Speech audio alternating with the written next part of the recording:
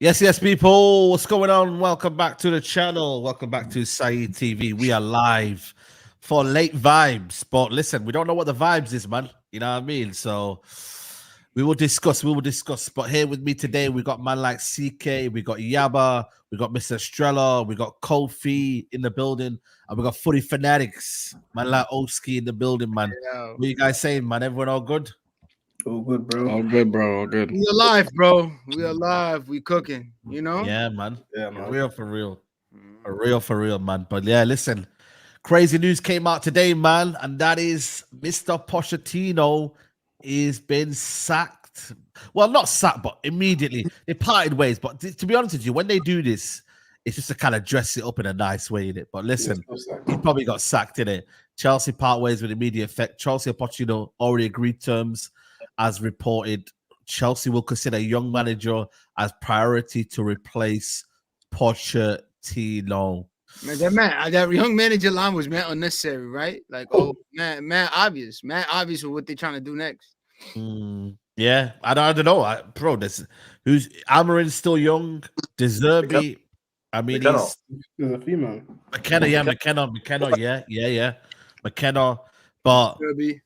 Listen, Deserby, yeah. Did anyone see this coming? Because at the end of the day, he finished 6th, yeah. He finished higher than us, but it just shows you. This is what I said to people, yeah. I'm not 10 Hag out because of where we are in the league. Obviously, it still needs to be sacked where we are in the league, yeah. But it comes down to how you feel about your manager, how you judge him. What are you looking for? Are you looking for style of play? Are you a results-based guy? For me, it's about style, it's about substance. It's about whether I see longevity in Ten Hag and what we're trying to do, you know, and that's what they've seen. Owners have said, you know what? Yeah, you've won 5 in a row, and yeah, we've had a bad kind of a start, but we finished off strongly. They could have easily said, you know what? We're cool. We're gonna keep him on, but they never. They had standards, and then Egbali, I think, was the guy that drove the sacking, and yeah, man, he said to him, bye bye, mate. You know, and he got 6th position. Yeah, he's not won a trophy, but he got to a final as well. You know, so it just shows you guys, man, like people are going to be moving right now. So, yeah, man. That's ambitious right there, man. You got to play devil's advocate, though. Like, the Ten Hag first season, he done well. I'm not going to say he done amazing. He done well because winning a Carling Cup, winning a cup, yeah, is still something to me, innit? Even as a Carabao Cup, it's still something to me. I'm not saying it's the be-all and end-all because I expect bigger. I support United, but he won something we haven't been able to win in a long period of time. Then the next season, he's hit with lots of injuries. I'm not saying where we finish is acceptable, but like this whole argument about Poch and Ten Hag, he can keep his arse all the way back there. I don't need him coming over here. I'm good. I don't want to be linked with him. I don't want anything to do with that guy because I don't know why you want a 3-time loser to be the next guy to take you out the hole. Don't make sense. There's a difference between standards as well. I don't know if this is standards or just like stupidity, to be honest, because I don't. Okay. Just because you're sacking someone doesn't mean you have standards, right? I think Poch, you know, as Mr. Shelley said, I don't think he's a winner per se, but to turn around the season in the way he did, I still think he did a good job with the squad that he has in place. And let's not look at Clear Lake and Todd Bowley and think that they're have their head on straight running the ship over there. They ran Thomas Tuchel out of town. They've brought in Graham Potter, ran him out of town, and they clearly want a manager that is just, as Omar said, just young manager that they can control, that has the main thing with the Poch fallout was that he wanted a little bit more say in terms of the players that he was bringing in to fit his system, and they weren't budging on it. They didn't want a manager that wants say over the transfers, a little bit of say over the transfers. They wanted someone that they can control and they can continue to bring in these 16-year-old Brazilian kids and pay 30 some odd million and give them 8-year contracts and whatnot. So yes, on one hand, like they are being ruthless per se in parting ways with Pochettino, but it's also a massive risk because if you look at the manager market right now, managers are turning down Bayern left and right. There's not like a top guy just on the market waiting to come to Chelsea, waiting to revive this project. And so it could backfire on them massively if you bring in someone like McKenna, who I rate but isn't experienced at this level whatsoever. Even someone like Ruben Amorim, who's a good manager but has never managed at a top club. De Zerbi, we still haven't seen him with top talent. What is his system going to look like? Are superstar players going to buy into his automated build-up and puzzle-like system? So it could be a massive risk as well. So me personally, I wouldn't have done it, but because I don't think their squad is in a position where they're like, oh, we're in a position to bring in someone and we're just gonna win next year. So I wouldn't have done it, but we'll just have to see what happens. CK, can I just add on that, really quickly? You see what you just, I completely agree with like the entirety of what you've just said, But just to touch on to that, Gareth Southgate and Tuchel are both ex-managers of Chelsea who couldn't even help them with the limited squad that they have. And you think they're going to be good enough to help us? So this is why I'm in the misconception of it. I don't know why we're linked to people like this or why people want them in charge of United. If they're clearly not good enough for Chelsea and just backpacking off what CK said, pause. Literally, if they're not good enough for the job there, what makes you think they can transition over to United and excel? Wait, is Poch already? Is Poch already? My fault. Is Poch already rumored? Yeah, there was reports. Yeah, there was reports coming out that they're saying. That's probably Huff. That's probably nonsense. Yeah. He's got sacked. Australia, are you talking about Poch or are you talking about Tuchel? Or who are you talking about? I'm talking about Tuchel, Southgate, because we're all linked to them, aren't we? Like Southgate's been linked to the United job, Tuchel's been linked to the United job. I'm sure Poch previously has already been linked to the United job. So these are all managers who have failed at a club that's basically apparently finished better than us, and they can't continue with them. But they're going to come to a lower team that's finished below them with worse players, no structure, and you think they're going to excel. That doesn't make any sense. So that's why my argument. That's why when everyone keeps making a joke about trust the process, there's no longer trust in the process. I need to see it through. Sometimes you start a job. That's the way I've been taught as a man. If you start something, you finish it. So we started it. Let's finish it. I don't think it's that black and white though. I don't look at Tuchel's position at Chelsea and consider that a failure. I don't even look at Poch's tenure at Chelsea and call it a failure. I think I look at it from the top and say that. I don't think that the Chelsea people on the board know what they're doing at all. If they knew what because Chelsea and Abramovich or Tuchel and Abramovich were a match made in heaven. They knew exactly. They're ruthless winners. They knew what they were trying to do. And then this new system comes in and runs them out of town because they want to, as I said previously, bring in all these random players that Tuchel didn't even want. And he wants a system and a place, and he has famously wanted a little bit more say over transfers, and they weren't having that. And the same with Poch. Well, Poch isn't of the level of Tuchel in terms of winning and that kind of like ruthlessness as a manager. I don't think so. I agree with Poch and I agree with Tuchel on that, Southgate, excuse me, on that front where it's like I don't want them coming into United. I don't think they're the guy, but I think Tuchel is of a higher standard of a manager and a winner. And I don't look at, I mean, he came in and won them a Champions League. I don't think we can. So I don't think it's as black and white as that, but I definitely hear your sentiment. So may I pose a question to everyone in the chat? So go for it. You all heard what CK said. So if Ten Hag was to leave United now, knowing everything that he's just used as mitigating circumstances, could you not use the same argument for Eric Ten Hag? What's the argument? Say the argument Yeah, again. what's the argument? Yeah, what's the argument again? So you see how he's trying to say how Tuchel's not necessarily Pochettino's not necessarily a bad manager because of the work, the system, what they had to deal with while they've been at Chelsea. I can argue, everyone in the chat knows and everyone that supports United knows, we're incredibly way 10 times as worse as Chelsea, especially with no framework or structure in place for a manager to. Okay, then no. I wouldn't. So then my point now goes back to I think Saeed, I'm not an Eric Ten Hag in it. I'm just what's best for the club. This is what I'm thinking logically in it. Yeah. So it's like I don't understand the outcry to get rid of him then for managers who are able to do it at better clubs or with better structures than they're already coming to. Do you get what I'm trying to say? Yeah. But that argument is for people who want maybe Pochettino to replace Ten Hag. That's not an argument for me. My argument is to bring in someone else who's more credible or even more, I would say, suited to what we want to do in terms of a new phase of Man United. Say we bring in a manager like De Zerbi, who I want, we're going to see a better, more attractive style of play.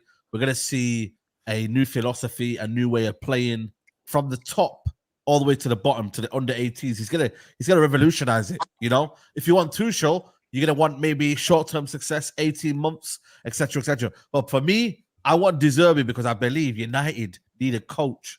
Pochettino, I actually don't think he was a coach. It was his assistant that was more the coach. What's his name? Perez, is it? I don't know. The guy he's active on Twitter, but I forgot his name. His assistant. I forgot his assistant's name. But he was more the kind of the coach, So that's where I'm looking at right now.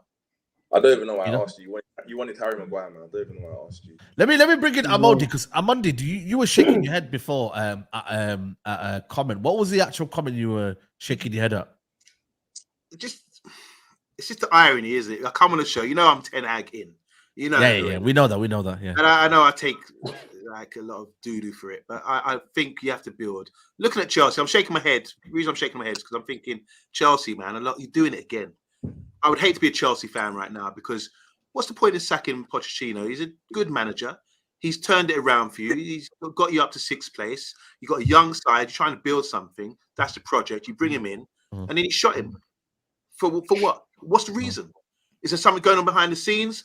I think he's a sacrifice because he is a good standard of manager. And they're thinking, let's bring in a young guy. It's like I used to work for this place, an old care home or something. And the owners, they just wanted to, after 6 months of your probation, if you weren't a yes guy, they would just dash you because you had to give you a pay rise. So they getting these young, people who hardly spoke any English to come in and, whip them basically and into shape. Do you understand what I'm saying? This is what they're going to do with Chelsea. They're going to bring in a young guy who they can, chief up and treat him like a my boy because they don't know what direction they need to go in. And Pochettino is right enough to say, look, I've got standards here.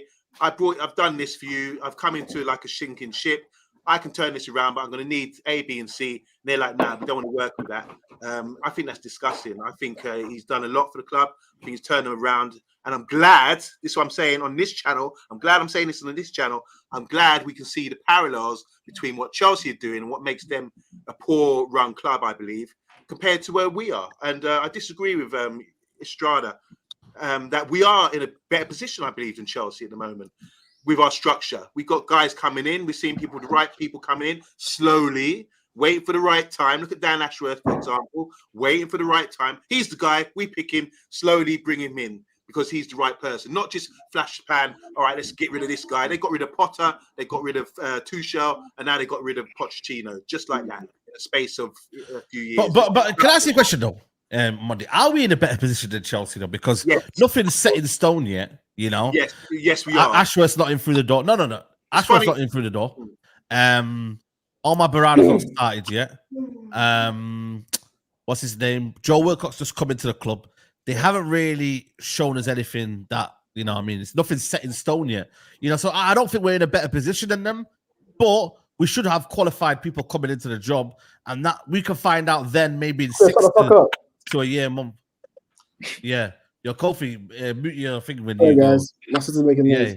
Yeah, no worries, man. That's That's wild. right. Yeah, I don't think we're in a better position. That was a little Yo, wild, yes, bro. yeah, that's wild, man. Yeah, Yeah, I yeah, know. making fair noise. I I'm don't know what's sorry. going down in that crib when it gets quiet in here. Oh my Yeah, god, that respect, was respect. hilarious, I'm about to say bro. something now then, because I was waiting. Yeah.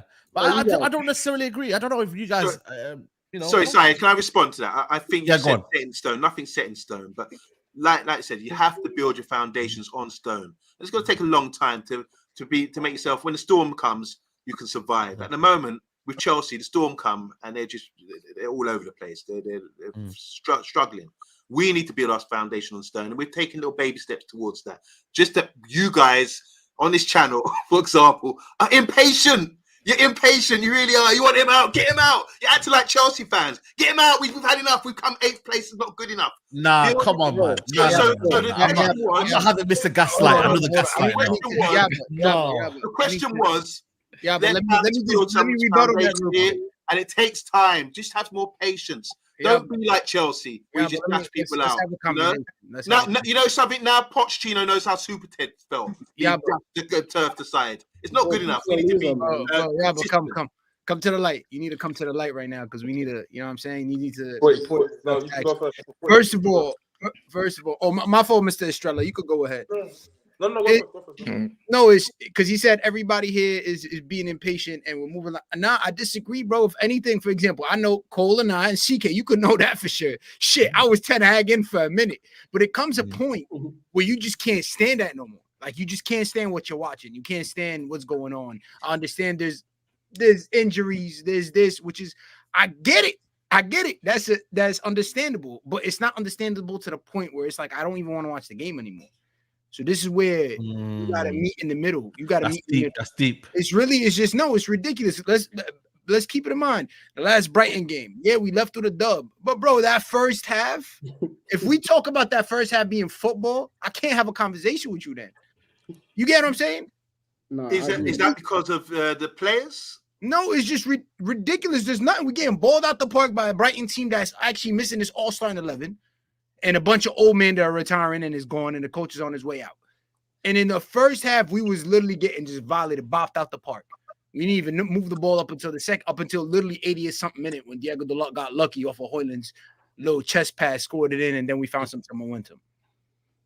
So you've lost your patience with the way I lost my patience. Listen, there's times even on the Ole, there's times on the Mourinho where we would lose and we would not achieve something, but you would see football, bro. Like it just like I would see knocking it. I want to see the team knocking it. Like, okay, I'm seeing something.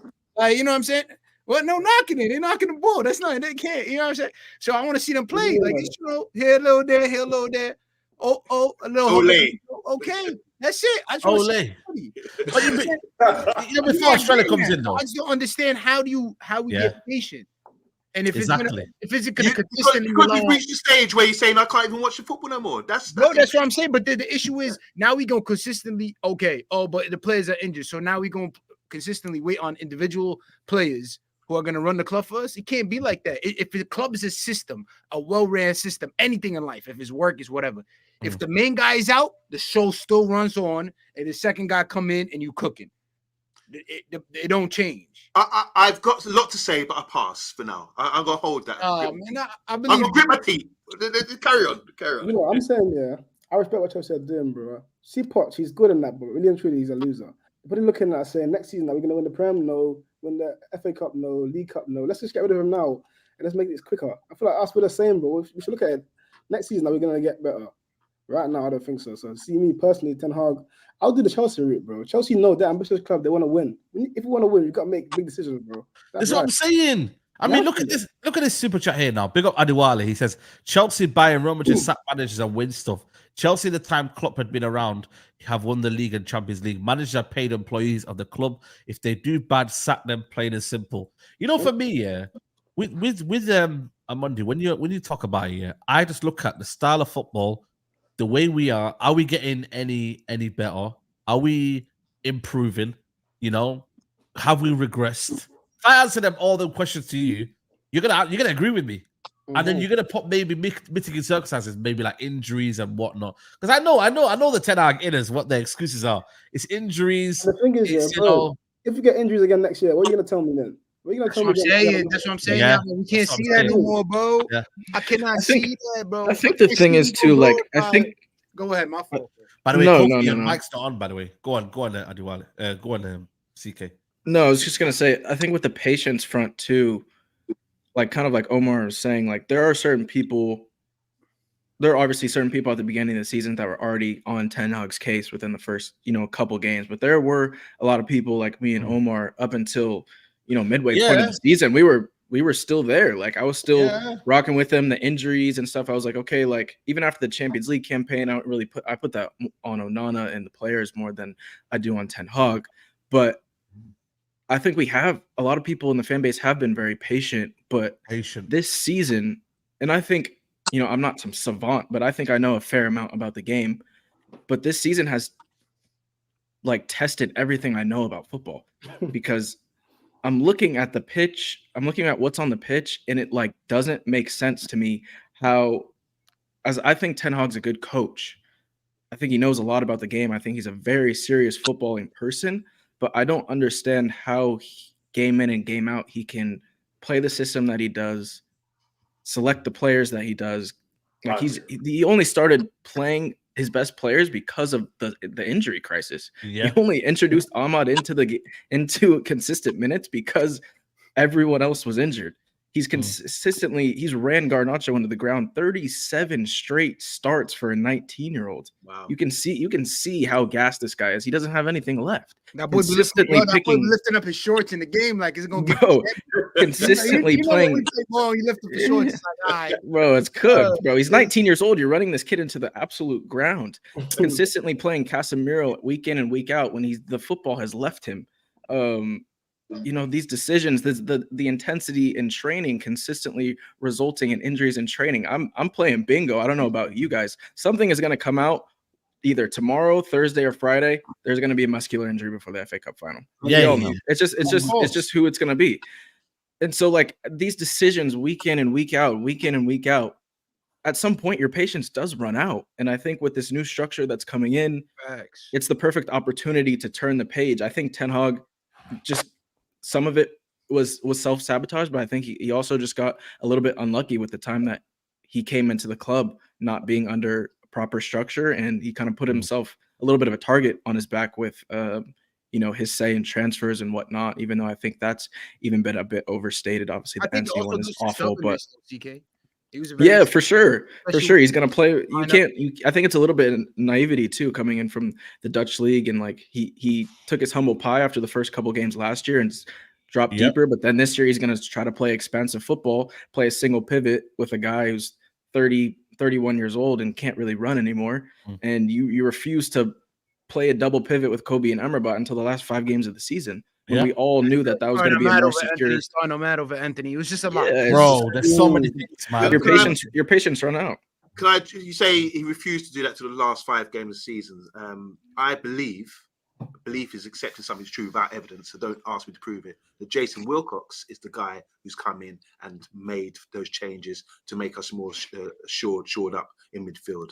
I believe that to be true. Do you think so, or do you think he's just gone? Yeah, I've watched the game intensely for the last couple of games, being a bit more secure. In the midfield with transitions, they've been running out. There's been a lot of space there. I think we've sort of shored at that area. And I think Jason Wilcox is the guy, which he's a technical director, isn't he? That's his job to do that. I think that's his influence, and this is something where we picked the right guys to come in. So when someone said earlier about we're not seeing any evidence of qualified staff coming in or any kind of change, that's what happens. He's the head coach. He's got to work alongside the manager, Ten Hag, to let these things happen. As a manager, you've got to drop your pride and say, all right, this is the new structure. I had this structure at Ajax as well. I was successful. So let me work with Jason Wilcox and say, okay, I'll take this on board. Let's try a little thing. And I'm glad that's happened, because going into the game against Man City, at least I'm thinking, boy, we're not going to concede after 18 seconds, maybe after 2 minutes. Yeah. Big up before you go, Stephen. Big up Adiwale says, check Klopp, Pep, and Arteta records. They never took their teams backwards in the first 4 years and they were at their clubs. We spent 400 million and are worse than we were. Erik ten Hag took the job. How is that possible? Again, like I said to you, mismanagement of players, man. Mason Mount, all these players, and now Anthony's, you don't even trust him anymore. There's a lot, man. He's culpable to a lot of things that's gone on wrong in this football club. I'm not saying everything, but I'm saying a lot of things that have happened in these 2 years. A lot of it has to be down to Ten Hag in terms of the way he's kind of formed us in. You know what I mean? And that first season when we were playing pretty much the same 11 every game, you look at it now, like a lot of these players have finished. Casemiro, all of these guys are just done out here, man. You know what I mean? But Michael, you gonna say something there? So Steven. I'm so lost. Who's Michael? Who's Steven? Yeah, no, Steven. It was on first. Steven Estrella. Yo, my boy, Yo, you're muted, bro. You lip singing. You're muted. You lip syncing. Millie Billy. Can't hear you, bro. Yeah, it's cooked for you. We can't hear you, bro. Yeah, you're finished. Yeah, You're GG finished. for your mic, cousin. Someone talk for him, please. Maybe refresh, bro. Read his lips. Sometimes you gotta refresh. Yeah, I remember refresh. how I had them earlier, boy. No, but let me ask you a question. Do you reckon any of us are working behind the scenes? Because I can't lie to you, man. If they keep this manager, yeah, regardless of the FA Cup, man, I swear down, man, I'm gonna lose it. I think they're Like, keeping him. I'm being serious, man. They're keeping They've him. got to be working behind the scenes, man. Surely, Honestly, man. honestly, you gotta. What was most likely gonna happen is they're gonna play out the excuse of the players not being healthy for him, low key. Now, Low key, yeah. and then another thing, depending on the outcome of the FA Cup, that's really gonna make it. You could stay here or not. They're probably gonna look at how he plays, the style of play, because they're gonna look like, okay, you had time. Some players are coming back. It's been you took a little break. Let's see how they play for this final. This is a big game for him, and then it's gonna be like, okay, all right, we could make a decision based off of that. You get what I'm saying? Now, I just saw reports also coming out today that we're not going to be spending money next season. So regardless of the situation, for him Yeah, I've seen that. Yeah, so for him to strengthen the squad, he's gonna. Is this the person who's gonna know how to work with what he has? Let's be honest. Has he done it? Yes, with some little kids. Agreed. I'm sure we got away with some stuff. But let's be real. Are we gonna see a title soon? Nah, bro. It's cooked for that, bro. It's cooked for that. Maybe U18 title, yeah. Anything else is GG, bro. I don't know what we seeing.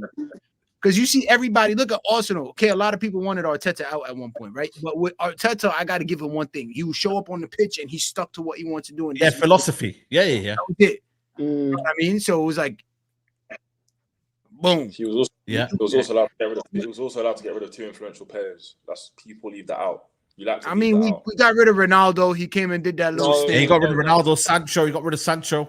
You know what I mean? He brought about 5 players as well. Before I even address this, let me just quickly individualize. I was gonna say, Yabba, you said be patient. I forget this. Does everyone forget this? Full sell or nothing. I don't care about no meaty 20-something%. That wasn't my thought process. It was either a full sell. When they came in, they were gonna give us these new things anyway. So I'm not gonna get excited for people just doing what they should have been doing from beforehand. Like realistically, if the Qatari owned us, they would have done way better than this. This is just a general thing, and everyone wants to start getting excited. Then I'm gonna address you, Miss Footy Fantastic, yeah, or Fantastic, yeah. Footy Fantastic. Hold on. Footy Fantastic is crazy, bro. Footy Fantastic is crazy. Superhero blood. Oh, come on, man. I was saying, I was agreeing with everything you were saying up to a point, but it was like when you were saying, because Chelsea got rid of their managers, they've got success. You need to forget we can't compare ourselves to Chelsea. They've had a previous structure in place. People forget Chelsea had one of the best under-21 academy or whatever. No, repeat that.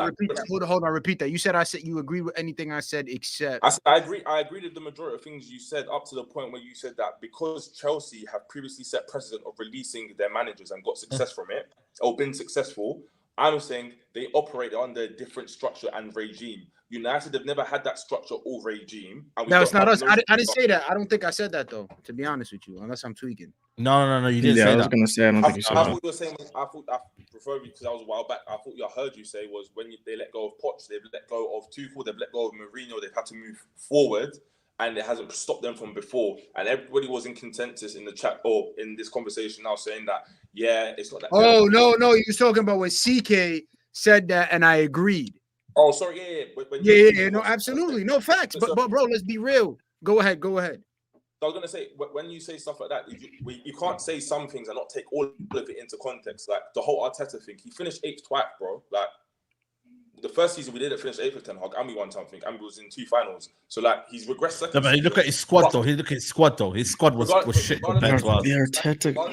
Like I said, I don't want to be the biggest Eric Ten Hag defender, but I'm trying to think of what's best for the club right now. With me, if you said today that Eric Ten Hag can lead this club and the players who need to go will go with him, I will be with him and be like, Ten Hag, get out. But I can't, in good faith, believe in this structure. Remember, I told you, I've never seen them do anything. I've only ever seen them perform at other clubs where there's structure in place. They're coming to a dysfunctional club, that hasn't had no structure for years. And this is the first time we've had people that's supposed to be in their positions after 20-something or since Ferguson was here with David Gill. You want me to put my good faith in these people that are going to make the right decisions. I can't agree with that with the new manager as well. That means getting rid of Ten Hag. So you're saying you wouldn't sack the manager if he's tweaking. Yeah, so you want to sack the manager basically now. How am I tweaking? I'm gonna tell you why, because you're saying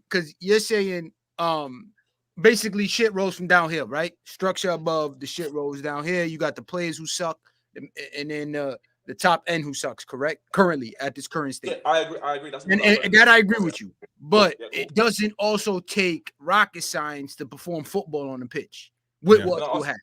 Is this the first time you've seen this though? What, with United? Yeah, it's the first time. No, but we always seen this when they don't want the coach coming, when they don't want the coach no more. So wait. So what does that tell you then? This is my problem. But this is okay. I'm with everyone in this chat here that wants to get this manager out of here. That's fine, cool. I don't care.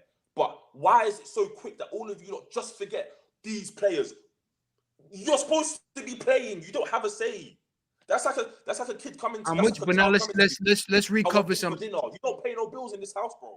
No facts. But let's recover some uncertain events that happened, right? Obviously, you had the Sancho situation, the fallout between him, right? Yeah. And then Ronaldo, the fallout between him. Now let's look at the players that he brought in. Onana, a lot of individual errors. Cool. We're gonna let the first season slide. That's my African brother. Cool. I'm gonna give that to you. Mason Mount. Mason Mount. There's nothing to say because there's nothing that we saw. Now let's talk about Anthony. Nothing to say because there's nothing that we saw except the first couple games, right? So if we go through Johnny Evans, shit. At this point, Johnny Evans and Christian Eriksen looking like the best signings he has made.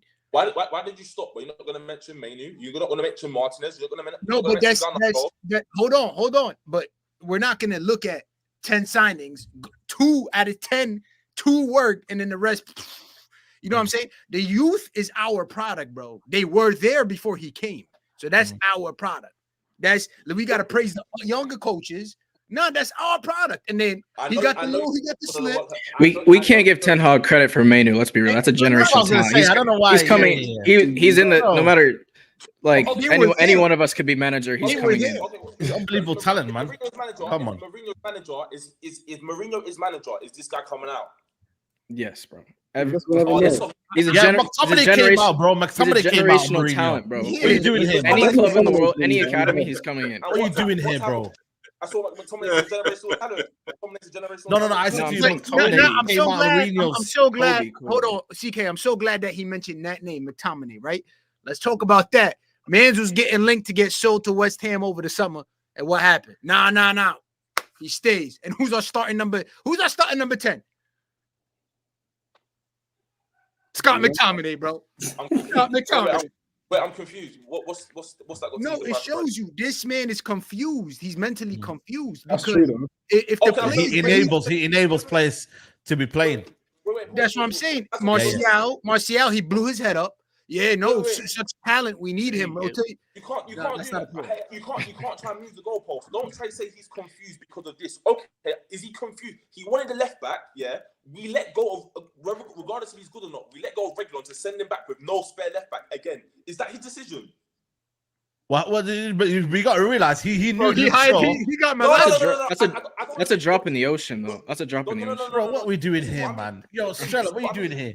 No, that's not what you need. If you're going to do an argument... So what about foresight? Does the manager not have foresight, understanding about Luke Shaw's injury prone and then analysing that? The manager said, Luke Shaw's already injury prone, I've got a left back in Regulon. Get rid of him. I don't want him after January. You think he said that? Did you think he said that? Listen, So that was the club's decision. That was the club's decision, right? Let's say that was the club's decision. What is that? How does that prove your point?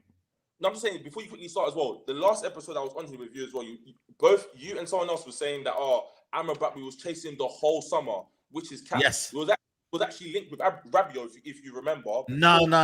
Wallahi, no. That was Rabiot the summer before.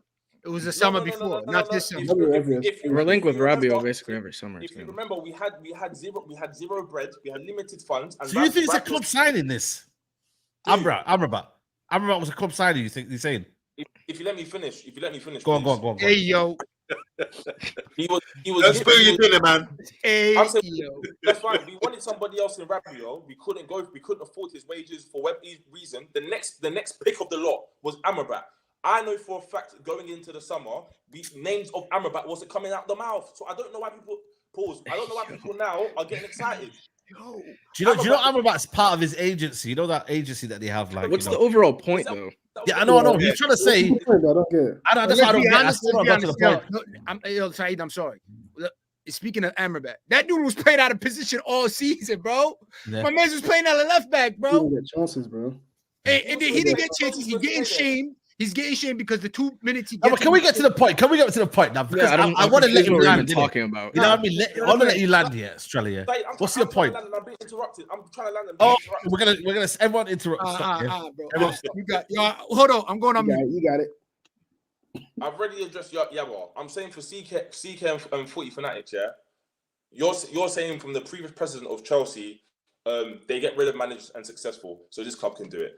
Then when I've got to the points of Pochettino, Tuchel, and Pochettino, Poch, and Gareth Southgate saying why I wouldn't want them at my club, you've given them mitigating reasons as to why they've not necessarily failed but not been able to succeed. So when you try to make excuses for all of these other people and all these other things, when you come to the current point of Erik ten Hag, why are you not able to at least make a paramount point that you make for these people for him? Because I would argue that he's in a worse predicament than any of these people were before. Once again, this is not an argument. Then who? Explain. Who you mentioning? He's the Mourinho. Yeah. The previous managers he's talking about. No, I'm saying that because Chelsea, they've sacked Poch, they've sacked Tuchel, and that's not the right thing to do. He's saying with Ten Hag's situation, he's worse structure-wise and worse player-wise. So why would we sack him? Why wouldn't we just keep him? Because I'm saying that this other manager cycle is unsuccessful. So why would we go into another manager cycle? I could debunk. That's what you're saying, right? I can say Ten Hag's probably been the most backed. He's probably been the most backed. He's probably had the most control, had the most say in any manager. Even Pochettino, when you look at it, like he's had more say than Pochettino. You know what I'm saying? He has more say than any of the managers. So I think for me, that whole thing that you just said there, I think it's I could debunk it there and say Erik ten Hag, when you look at it, has probably had the most help and the most kind of backing. Every manager we had.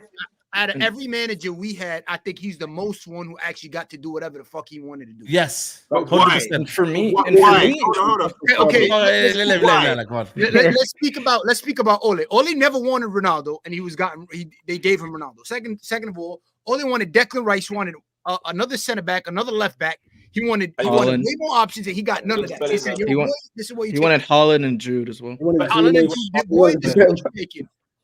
This is what you're taking. Now, give it up. You're going to give it up. When Ranier came in, he said, yo, this is who you guys should go for. Dropped a couple bombs of some people that didn't play. And none of that was all erased. Like, now we got a new coach coming in, which is understandable. We got a new coach coming in. Now, when he got the new coach coming in, the minute he wanted Julian Timber. That price was crazy. They said that he went for Lisandro, right? Mm-hmm. When it got his Lisandro, he was fiending for Frankie de Jong. Hold on. He was fiending for Frankie de Jong all summer. Got played on Frankie de Jong. They gave him a B-Tech. They gave him the washed version. Here, take Casemiro for a stopgap in the meantime, right? In that year, then Fanatic buys typical United shit. 100 million on a man that's not worth 100 million. That we originally had agreed on a 40 million deal earlier that summer, but we decided to wait for deadline day and drop that bag. That's not all his takes, bro. So far, I just see that's all his. Malacia, Tim. That was his first signing. Christian Eriksen, him. Bro, and for me, it's just like it's not even about. Hold sorry, on. just That's- one. wait, that's club or that's I'm confused. Maybe you could enlighten me. You can't. CK, I want you to say. I just want to quickly remark. Yes. I just want to say the players now. I'll be quiet. Yeah. Ericsson, free. Malacia, cheap. Anthony, let's not do revisionism. He wanted him from before. When he couldn't get Timber, he was also linked with Anthony. Then what did they say? He was interested in Martinez. Then what did they say? You can get both of them for 90 million euros if you pay this money now. United wanted to save some pennies, stretched it out, got Martinez, and then later on, because they were panicking, they couldn't solve the right wing position, they dropped the P's on Anthony. Let's not do revisionism. The same thing as Onana and Rasmus Hojlund. Played the whole pre-season without a number 9. Our goalkeeper came halfway through the season, and not halfway through the season, halfway through the pre-season, wasn't properly integrated with the squad. And then you wanna wonder why we're playing crap later on. But everybody forgets all of that stuff. That's what's annoying. I mean, Bruno came in mid-season and gave us one of the best seasons we ever seen in our lives. Well, there you go. It works for one person. Let me get these super chats, brothers. Oh. Let me get these super chats in because there's a lot to get through. I'm Big just up. saying, bro, I'm just going based on what. Yeah, I know. Now we're gonna unpack it. We got time today, man. Nedu says Chelsea sacked Poch before Ineos sacked that albino mega mind. Yo, Ineos out, man. I'm tired. This club. Saeed, seems like I'm a link you in Kenya. I'm tired of United and I need another vacation.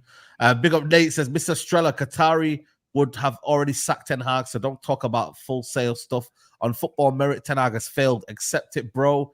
Football success. We've seen City win a treble and do a 4-peat, yet we are here breaking records with our worst ever finish. And you want us to be patient, delusional. Andy Wallace says the argument with it's happened to every manager doesn't make any sense. All other managers got fired deserved it. Maybe LVG. Except LVG. United made the issues not getting rid of underperforming players. With Barada, he said he will do. Subheen says we don't need a striker though, do we? Troops TV, Saeed. It ain't easy, Saeed TV 24/4. By the way, anyone noticed that Ashton Vanilla has 2 badges? And he's all over the place with that. I don't know. Subheen, chill. It's late. Adewale says Eric Ten Hag needs to be investigated for his agency signings, all this bid signing for money. Another one is my man, what's it called? Amrabat. This Australia dude is Athletic Marcel. Brother, you're waffling heavy. Yo, Saeed, give me 10 minutes with these 10 Hag inners. I beg you, because what the F. Yo, Nedu's message me and I'll send you the link. That was crazy. They judging off the top. They see the Nike top.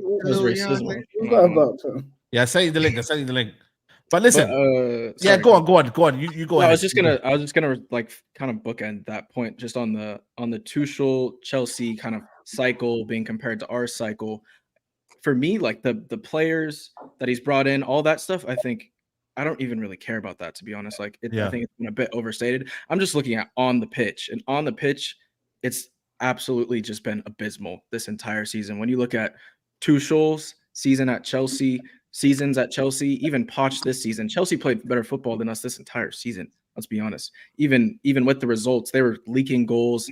They have a lot of young players, but they were still way harder to play against than us. We are so easy to play against. It's fucking ridiculous. What do you say? £1 billion, bro. First of all, billion pounds. They were still playing. Yeah, they were still playing Noni Madueke at right wing. If Ten Hag spent £1 billion, you would not say £1 billion as well. All I got to say is this. I don't care. I never bring up the money ever. I don't care about that. To be honest, this is the buck. Whatever you're gonna say, I'm just gonna say this to everyone in the chat. Is this the first time you've seen these group of players play like this? Yeah, like this. This is the worst season I've ever seen. This is the worst season. It's the worst season. This is why it's an anomaly. It's the worst season ever. This is the worst football I've ever seen in my life. I'm literally not even trying to. I'm not trying to. It's the worst season, bro. Big up Nedu. Hold on. Nedu came in with the Van Cleef. Yeah, man, he came in. Chill out. He came in cleafing. I didn't even know they had a brown one, bro. You came in here cleafing, bro. No, it's not brown. Go on, Estrella. Yes. What's up, guys? Thank you, Saeed, for the. Come on, man. I know you itching, man. Talk to them, man. No. It just pisses me off every time I see. Like, what are you trying to defend? Like, okay, I didn't start it from beginning, so I just want to ask you myself, why are you Ten Hag in? Like, I need 2 good reasons why you're Ten Hag in. He's actually not. He's just saying we should be patient. Patient with what? But what are we patient with? What has this manager given us since he came in for us to allow that patience. That's No, what that I'm first trying to season say. was good, bro. Let's not. The first season wasn't good. This is wasn't what I that don't good, like. though. Okay, Ten let's Hag's not first say season that was the not first good. season wasn't. Ten It was Hag's good, season, but let's Ten not say Hag's that. first season was, again, I know we have to beat who's in front of us and everything, but the first season, Liverpool were shit. Chelsea were still shit.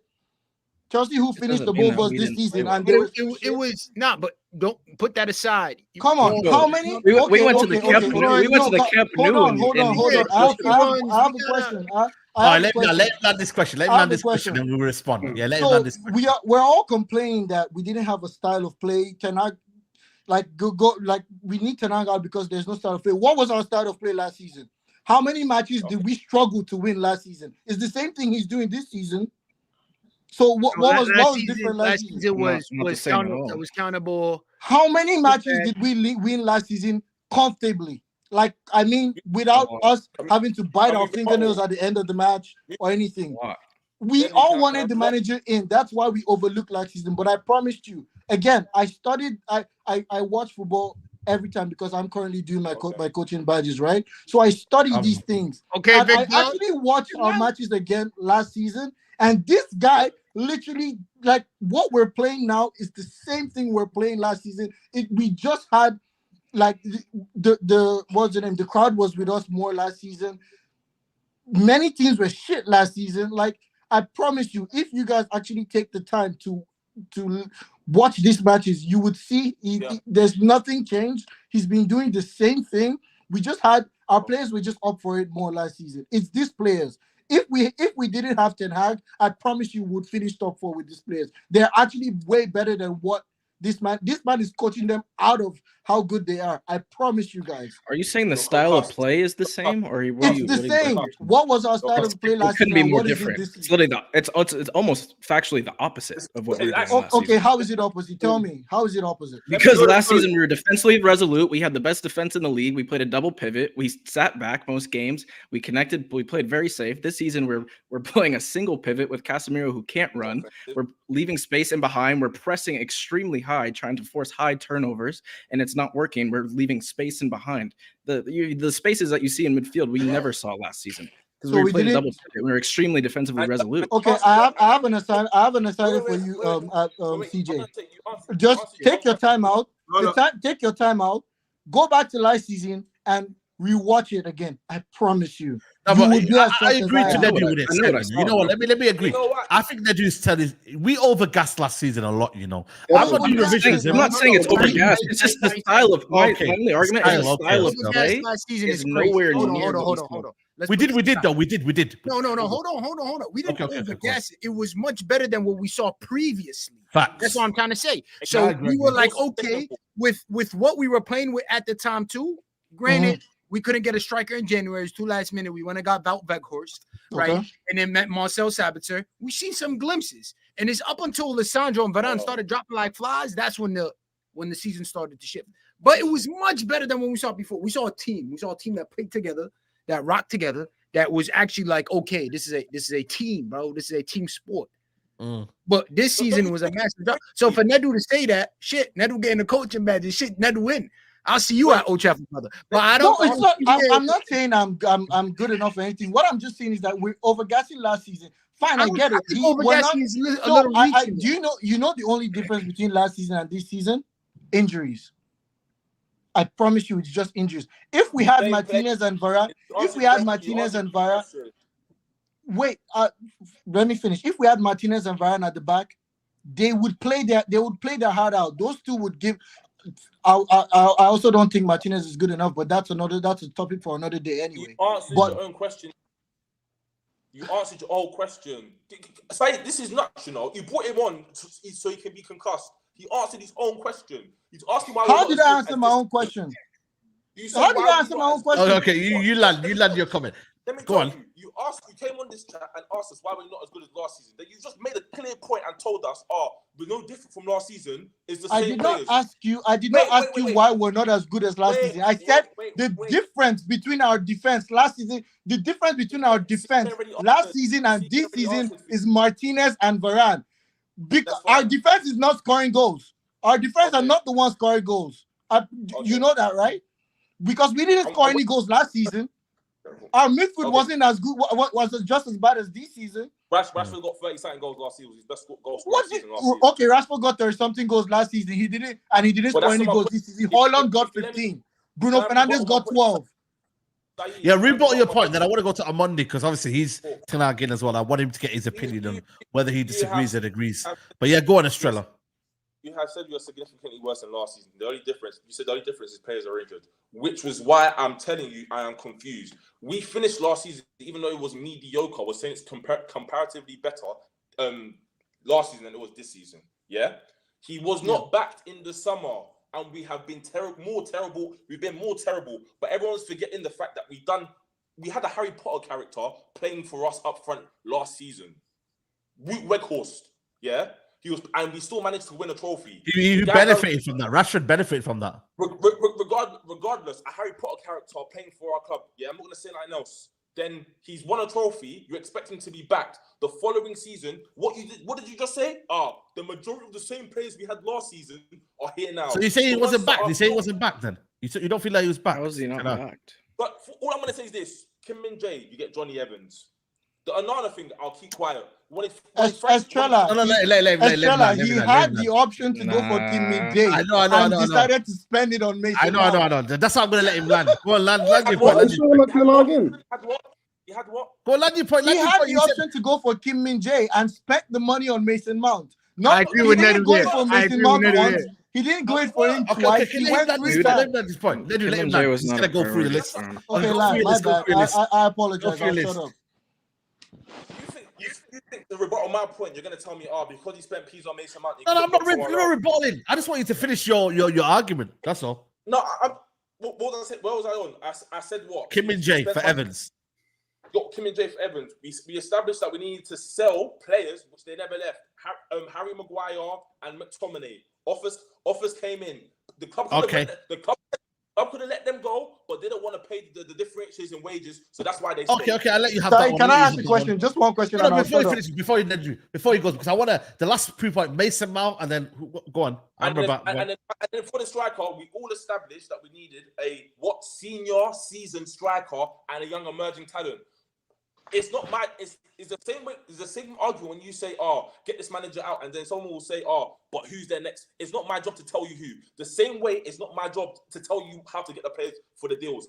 I gave you the names of the players I wanted. You didn't get them. You spent all the money. And what about Mount? Why'd you miss out Mount? I missed out Mount because I told you already numerous times. I told you in person as well. I still don't believe that was his signing. I don't believe it. Here we go, man. That old chestnut, man. That was definitely his signing, bro. I don't believe it's his signing. I believe Who's it's a signing. He was raving It's about him, weird. bro. But Saeed is weird. No conspiracy thing. Like, he comes from Chelsea, yeah. He gets number 7 search straight away. We've overspent on the guy that the rift of we know what's going on with Sancho, and we need an English player. If that's their way of getting the English quota to get him out, then I don't know. Man's got the number 7 shirt ahead of him. Sancho was supposed to get the 7. He wanted Mason Mount because it fit the style that he was trying to play. Mr. He was trying to play two high Scheller. eights, pressing high. Mount was one of the best Scheller. out of possession players in world football. Yeah, Nadu, you go ahead, and then I need to bring in Amondi. Go ahead, Mr. Scheller. Go on, Nadu. You're saying okay, he wanted Kim Min-jae, he got Johnny Evans. So now, if it's a manager who has common sense, he wanted Kim Min-jae. He knew he needed the defender, right? And he wanted to go for Kim Min-jae, but somehow they didn't get it. So would a manager who has sense wouldn't say, okay, I didn't get Kim Min-jae. Who's my second choice defender to go for? He said, no, I didn't get Kim Min-jae. I'm gonna go for a 37-year-old Johnny Evans, and then I'm gonna spend the money on Mount. Does that make any sense to you? Do all of you not believe this? Bro, but I believe a lot of it, yes, because at the end of the day, it was like down to his targets. He chased Amrabat so much that we spent 10 million euros on him. I don't think this football club would say 10 million euros on Amrabat on a loan fee. I don't think ever this club would do that on a loan fee for a player that they could probably get for free. Bro, even like the elsewhere. signings this summer, like they weren't bad signings in my opinion. Mason Mount is, I think, a good player. Probably overpaid a little bit for him, but he's a decent player. He's a solid player. He gives you a 7 out of 10 every performance. Regardless, Amrabat is a good signing for what we needed at the time. We needed a 6, someone that can just slot in. Is rubbish as well. Nah, Neddy, Okay, see, bro. Neddy, now you want to talk All right. behind it. Onana, we You can't needed a do that. keeper. Yeah, I Hojlund, we get needed with a Onana one. striker. They weren't bad signings in my No, opinion. Onana, I I think they're get. fine. I wanted the guy out. Onana is good to me. It's No, just, my problem but is, I don't think he wasn't backed. let's be I mean, honest, the players that he signed were not bad. What's this guy on? What's this guy on? What's this guy What's on? it? Well, okay. What do you mean? Go on. What do you say? What is What up? comment do you agree? What comment? What comment? Onana is good. Onana is good. I said Onana is good. Onana is he was literally like Pep literally literally is good. said He he is was good. the best player in the UCL final. Pep literally said he was the best player in the UCL final. Pep says a lot of shit, though. I ain't gonna hold you. Oh, okay, Yo, okay. Now Pep says a Okay. lot of shit. Like, what are you guys talking about? This guy's No, You Onana's know, fine. Onana is a has valid literally player. saved Onana our is good. asses He just does. multiple times this season. I I'm hope you all 50-50 know with that. Onana, but No, he just I'll be does honest. dumb shit. He I- definitely does I dumb shit. rated this transfer window. What did you not rate the transfer? I rated it 3 out of 10, 3, 4 out of 10. I rated this transfer window 3, 4 out of 10. Yes, honestly. I thought Hojlund was for the future. I don't think he's for now. Yeah. Mount, for me, I never rated him. I would spent 65 million on him. For me, Evans, not good enough. Amrabat, I wanted, but then obviously it's not look good. I'll be Nah, honest. but I yo, wanted he Amrabat. played left back. I got it bro. wrong. I got it wrong. Yeah, with He Amrabat. played left back. Anyway, He played left and then back. who Why else you did we get it buy? wrong? That was it, innit? That was it. So we bought in four Onana. signings. And Onana, I wanted him. Don't get me wrong, but I Did you just say- thought to I think you myself, said Onana. we needed a centre back and we needed one more striker, and I felt like we needed another midfielder. I just thought for me, the transfer window was 3 out of 4 out of 10 for me personally. But let me bring in Amondi. Before we do bring Amondi, I'm going to read super chat saying Knowledge says he played false 9 all season, then started a whole different system he was in. What does that as a manager? Who does that as a manager? Wasted the preseason. Ned, do I agree with you? Just give that the Van Cleef to your girl. I think, yeah. Listen, Rashford, CSGA, masked a lot of mess. That's And crazy. Estrella and Hag, Hag fans, not like fans of Man United. Listen, let me bring in Armando. Armando, what do you agree with what Nedu has said? You know what I mean? Like, do you feel a bit like you know, bit of justice to Ten Hag there in the way he spoke about certain things about last season and whatnot and stuff like that? What are you thinking? Well, look, we talked about fuses earlier. I've got a long fuse, and I think Nedu, nice to meet you, bro. I think he's got a short fuse, a bit like Joe Pesci in Casino or Goodfellas. One who's got a pistol with me, you know, if I say the wrong thing. But look, the reason you say I'm a Ten Hag in, I'm talking about the club as a whole. Sometimes we're like this and we're blinkered. I'm trying to look at it as an overview and understand what's going on with the club. We're making major changes. We started the show tonight talking about Chelsea chopping managers, you know, their heads chopped off if anything goes wrong or they're not do good enough. They don't seem to last. There's no real project there. I don't want to be like that as Man United Football Club. I want to see us build our structure. This is why we compared early in the show about someone's, I think it was you, Estrella, said that Chelsea are in a better position than Man United. I disagree. I think with decisions like that, that shows they're definitely not. It's not about the manager for me, and we keep calling the manager and we keep blaming the manager for transfers and signings, all these things. It's not the manager who does that. In a real good structured football club, like what we see winning right now with Man City, Arsenal, there's people in roles that perform specific jobs. Now, he should be a head coach. I'm calling the manager myself. Ten Hag should just be the head coach, focus on the football side of things. Then you've got all the other positions, technical director, sporting director, and all these other roles to sort out the transfers, sorting out the direction we're going to play in throughout the whole club. And that's how it should be done properly. So for me, it's not about the head coach being kicked out straight away. I think we need to get the right character of player to come through. Character is so important in football, something that we need to sort of get back to. When we look at the signings we've had recently, Anthony, I know I'm disappointed with him, to be honest. But one thing I do think about him is he's got character. He's a bit of a winner, and he's got room for growth. Apparently, when we bought him, we thought, okay, he's of a certain age. Ten Hag knew him, knowing that he's got that willingness to win and work hard, and he might not be able to sort of turn it over in the Premiership. He's just been disappointing, but the character's there. Same with Hojlund as well. You've seen him. Every time he scores, he nearly breaks down crying, you know. He's emotional. He wants to do well. And so I think when you look at going forward, I think we need to have a certain kind of character in the club, player-wise, and get rid of players who are, not performing. And I'm not saying performing on the pitch. I'm talking about being professional, being punctual. This is why Sancho's had to leave. This is why Rashford got done for the issue in Belfast and things like that. It's why Ronaldo didn't fit in, because he's been assigned with a role to be a catalyst of change, to get rid of, what Ralph Rangnick said, we need open heart surgery. I think the manager again, Ten Hag's come along, and he's been instructed to say, look, we need to get some discipline in this club. We need to wean out all this bad attitude, player power, that kind of thing, and get rid of these guys, identify them, get rid of them, and we're done. And he's done that with Sancho. There's the evidence there. He's done it with Sancho, done it with Ronaldo. He's brought some discipline in. At the start, when he came in as Tenjo, he said, I've got my laws. You've got to stick by it. And if you transgressed his laws, you had to pay. This is what happens. And unfortunately, we're big football players and on big money and everything else. It's going to be a clash. And it's usually the players that win over. So you're going to bring in a guy like Mount, as CK said. The reason he was brought in, because Ten Hag liked him.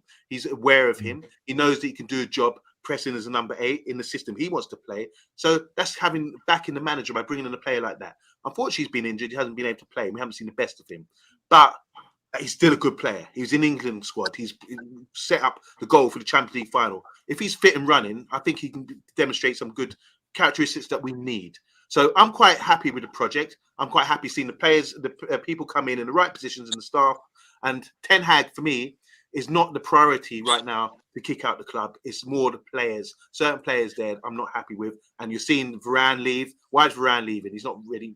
He's not suited for the club. Martial, he's going. I disagree. I disagree with that one. Well. Fair enough. That's fine. But I'm just. Can I ask you a question before he goes? I got go on. That was a good. No, that was perfect, bro. I like how. No, I agree. I think that's well put. Listen, everyone's got to say that, have their say on how they feel about the club. Now we all love the club. I see what you're doing. Let's just relax a little, man. I'm not. Can I ask you a question though on Monday? Yeah, go on. If he doesn't win the FA Cup, do you still believe he should be given time? Of course. Next year? Of course, man. That's That's a question, though. Come on, that's not a fair. That's not a fair question. Sorry. Come on, how's it not a fair question? If you don't beat Man City in a cup final, then exactly. But even if he wins it, though, I think he should go. It doesn't. Why is that not a fair question? Because if you lose against, you pick any manager you want, they're probably losing that Man City. No, but it's a 50-50 game. Listen. It's a final. It's a final. I'm just saying the kind of status quo now is that if Ten Hag wins that, he deserves to go. That's what the Ten Hag says. If we win that FA Cup, then it's not a bad season. We finish 8th and we won a cup, but it's better than Arsenal, etc., etc. That's why I'm asking Amundi, if he wins it, should he be stay? And then if he doesn't win it, then fair enough. Because I think Mr. B, he's Ten Hag in, and I think he said similar. If I'm wrong, let me know, Mr. B, if you're watching. But if he said if he doesn't win the FA Cup, then he understands why he should be sacked. And I think for me that's a fair question. That's crazy. I think it should be sacked regardless. By the way, it should never come down to one game. It's never one game in or out. That's just not. I see you shaking your head. This is how I know you're concussed. Yeah, you said Onana's a good goalkeeper, even though this season he's been crap. Because last season he was good. Mason Mount, even though he had one bad season with Chelsea, the season before he was good. Was he not? So season before. To me, if you ask me, I never liked Mason Mount as a player. So even the season before, the season where he gave that one wonderful pass to Kai Havertz, he was still shit. I never liked him. He's always been overhyped. Mason Mount is a nothing player. He's useless in my opinion. Anyway, but Sorry, hold on. 1 second, please. Okay. With respect. Yeah. If we can have a conversation about football, don't just say he's SHIT and not give any sort of a reason why. My man next to me, CK, asked him a question earlier and he broke it down, bam, bam, bam, bam, bam. Okay. And you come back and you were just like switching it and asking another question. Okay. You can't just say man is just SHIT and not give any context for it. That's fair. That's very fair. Into detail. Thank you for calling me out. Thank you for calling me out on that. I'll take a No, and I'm saying that with love, with everything. Because of course. Right. Like I honestly, like I thank you for calling me out on that. But why I say Mason Mount is shit is that what does Ten Hag said he did say this in one of his press conferences. He needs more creativity. that was part of the reasons why he brought in Mason Mount. Is that correct? I don't know. I don't. He, also he, said, he said we also- needed more legs, he also- needed I mean, more yeah. creativity, and he's going to be a strong player for us. So if he said that, if you're thinking, but Mr. Shola, come on, listen to me, listen. Let him But- land. Let him land. No, if he said all those things and you're thinking Mason Mount, is Mason Mount the creativity you would think about when you're bringing, even if he didn't say creativity, he said he needs more legs. Is Mason Mount the more legs you're going to pick out? Think it. Wait. Just listen. Mason Mount's one of the best out of possession players in world football. Come on, man, CJ. Look, I actually love listening. That's to just you. that's literally a You talk fact. good football, but come on, Mason Mount. That's literally a fact. That's literally a fact. He is one of the best pressers in world football. Out of possession, it's literally. Fred is a better pressing eight than Fred's an Mason engine Mount. out of possession as well. You'd Fred be is good a to be better compared to Fred pressing out of eight. possession. Fred is a better That's right. pressing eight. Not Okay. better than Mason Mount, but he's still good. What I'm gonna He's say better is than you Mason can't- Mount. you Come can't on, use- man. You can't use stats. You can't use certain stats to back your agenda. Like stats can be manipulated. Just because of certain statistical basis doesn't mean that that's what it is. My eyes don't lie to me. If you're talking about engine, I'm thinking someone like Conor Gallagher. He's a machine that runs around. So it would have made Yeah, sense but if he's still shit on the ball.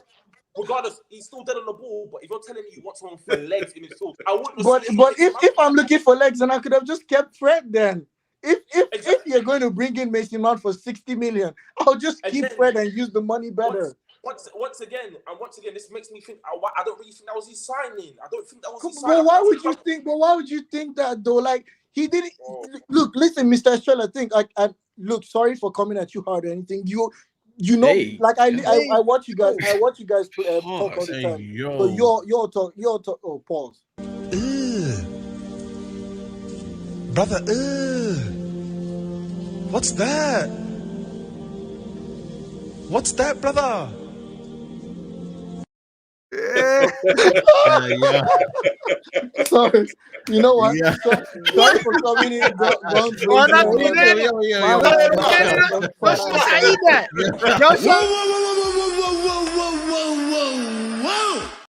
Yeah. let's say the banana, bro. Oh my God. Okay, calm down. Look, I watch you all talk football. You all talk good football. I just don't. Look. Oh boy. He went in for Mason Mount the first time. They said no. He went back in for him. They said no, and he went back with a third bid. Now remember, before Ten Hag came into this team, he had rejected an offer for them before.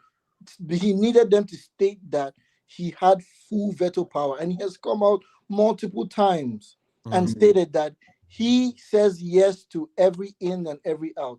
Now, also, you all say, oh, he wanted to sell Maguire and McTominay. I don't think he wanted to sell both of them. Only Maguire. I'd never for once believe he wanted to sell McTominay.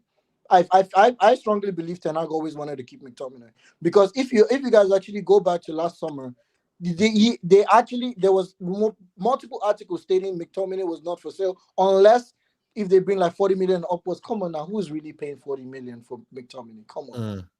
Like it's almost like he's pricing people out of the market, out of the Premier Can I market. ask a question? So do you think? Maybe you think this is FIFA, innit? Respectfully, I'm not being disrespectful. You think the manager sets the price for the players? I'm not saying he sets the price of it, but he would tell John Murta and Richard Arnold and all those fucked up people, okay, this they decide everything at in one table. They would say, okay, we're going to sell this player for this amount. The manager has every right to say, I'm not letting this player go unless this amount of money comes in, because he knows who else he wants to go get and what money he's willing to put more up more. Mind you, he said he needed veto power. He vetoed 75 million or whatever how much million for Hojlund. He vetoed the 100 million for Anthony. So he could have obviously vetoed the 30 million for McTominay. So why didn't he do that? If he desperately wanted this player to go, why didn't he do it? I honestly don't. There's contradictions in what you're saying, because if he had that control power, why wouldn't he have got Frankie de Jong? Why wouldn't he? Because de Jong did not want to come. De Jong literally said, I don't want to come. Listen. Oh, bro. I'm gonna study the cover because I want to talk about the Rashford situation. It's sus in the UK, fam. Yo. Listen, I think Omar has to go, but big up Omar as always, man. We'll catch up sometime soon. Yeah, big up Omar. Make sure you follow him for the fanatics, man. Why you say it like that? Come on, man. New York, man. New York. Yo, big up, big up. I'm gonna holla at you. Come on, man. Big up, man. Big up. Respect, Big yeah, up, man. love Oh, it. Nedu, Strella, my pleasure, bro. Big up, man. Big All up. love. I'll see you soon. Yeah, man. Big up. I'm gonna read this sim chat. Then we're gonna go move to the Rashford situation. Adi Wale says Onana was our best signing for Man United. United fans will rate Bruno Rashford while telling you Varane and Casemiro ain't good enough. Jay, big up to Jay. I don't know if you're from Korea, but big up to you. He says the fact that he signed Anthony over Kudus, let Fred go when he could have had a backup player, and opted for Evans tells me Eric Ten Hag is only fit for a mid-table club. Don't even get me started on David De Gea. Adewale says Mount is a track and field player, limited passing ability, ball retention below average creativity. He does not dictate play. So besides running, Mount does nothing. He's shit. And big up to man like Slacky Fenwa says, big up Simon bro on the panel, another fire show. Big up to you, thank you. Mandy Songwriter, thank you very much. Said recently Radcliffe recently said how he admired Arsenal for being patient with Arteta. Ten Hag isn't going anywhere. You guys, you best get on board and back him. Well, Mandy, you can back him, but listen, I you know my opinion, innit? You know what I mean? If he wins the league next year, I'm Ten Hag in, but he ain't gonna win the league, so you know what I mean? That's not gonna happen, is it? It's what it is. But listen, let's talk on Rashford. Yeah, he's been kicked out of the England squad. He's been omitted. It won't be in the English squad.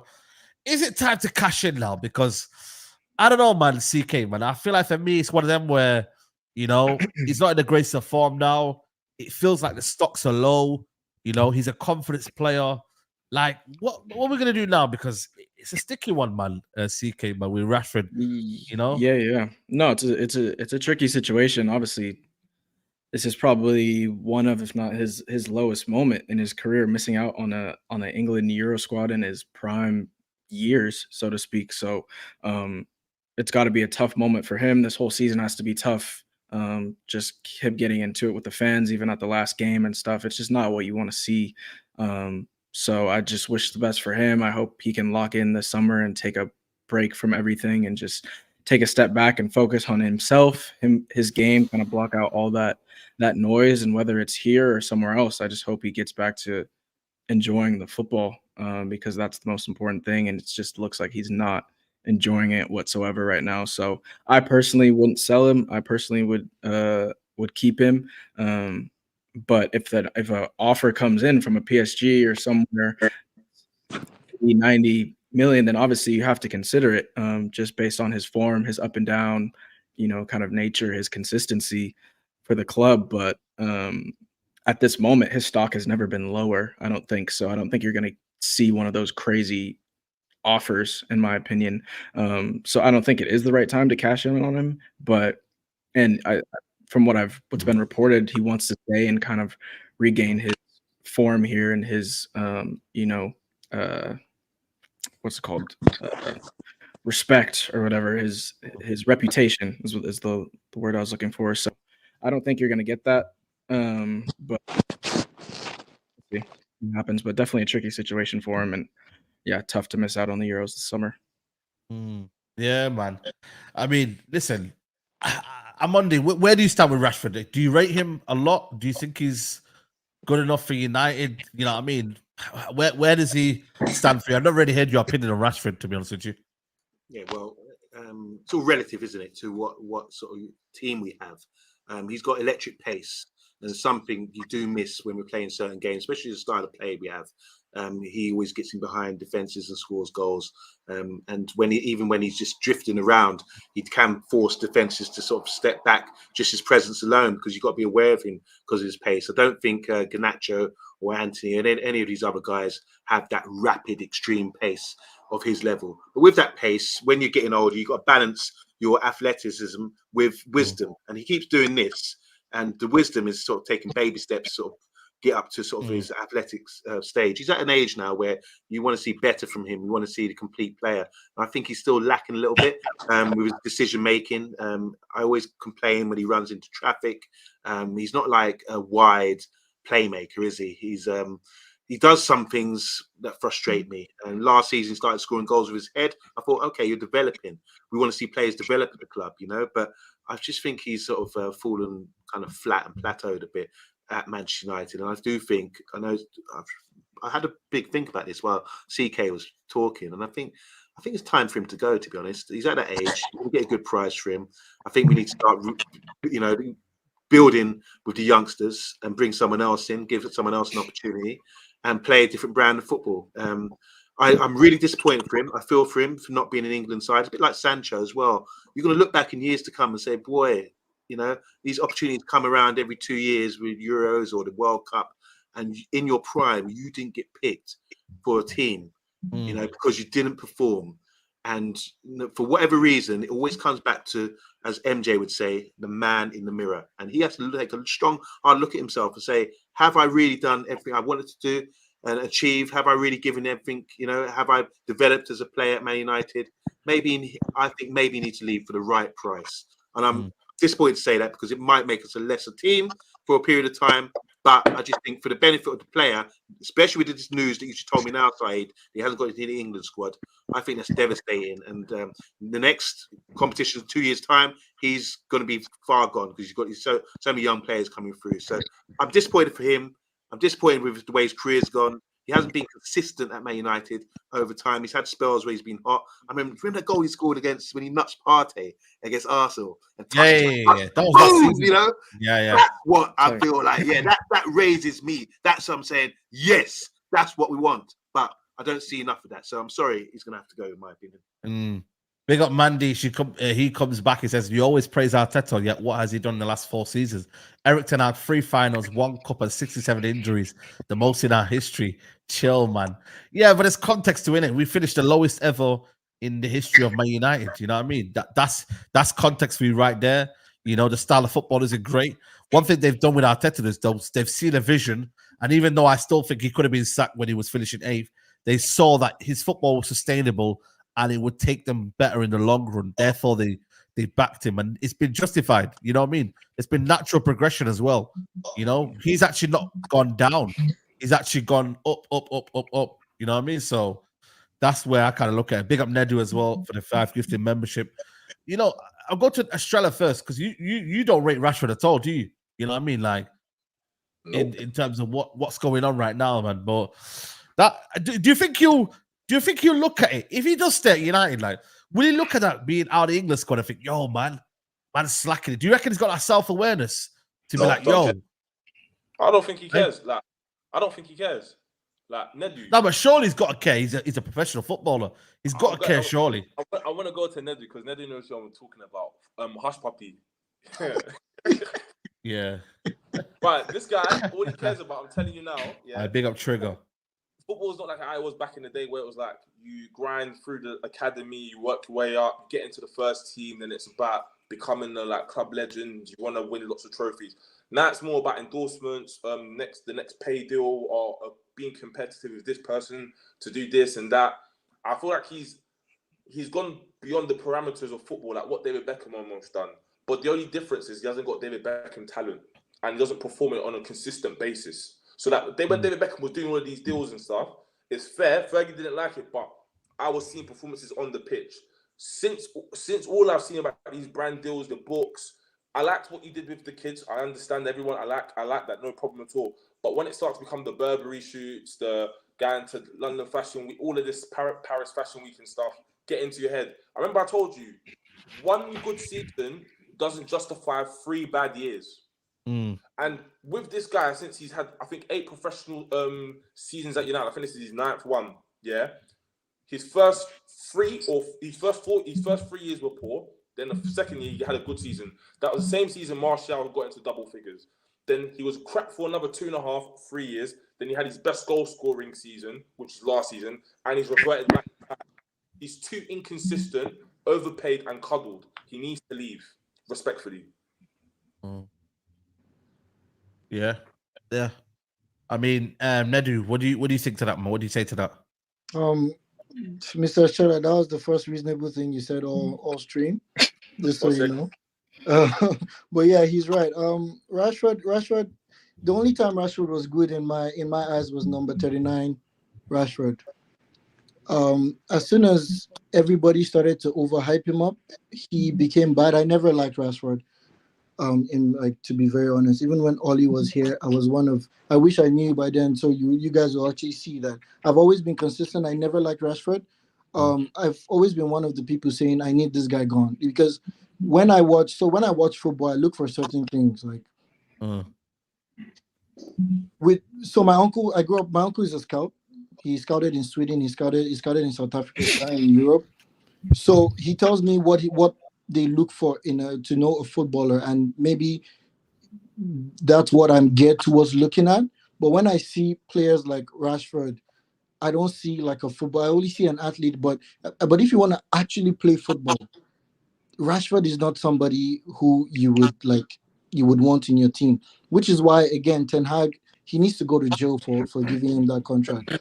Like, if you say you want to play, first of all, like, you came in, you say you want to play good football, even in transition. Rashford is good for the transitions, but when it comes to transition, for me, is not a style of play, right? You need an actual style of play, and you need to actually play. You actually know when you want to play that, when you want to add transition into your style of play. And if he actually wants to play out from the back, I don't think Rashford is a player for him, right? So I think it's time to let him go. But honestly, like, what team would even come to take him right now? Like, I say, man. Yeah, I say it has come to a point where if Ineos is here, if I was Radcliffe, I promise you, like, I would have a sit down with Rashford, and I'll tell him, look, either you speak to your agents and say, look for another club for me, and you would be willing to, or you're willing to stay here, take a pay cut, and start from the bench, which I know he's not willing to do. So I would like, we should cut our losses. Like, we're never going to get 100 million for Rashford. People thinking he's going to go for that much, think again. Would be lucky if we got 60 million for this player.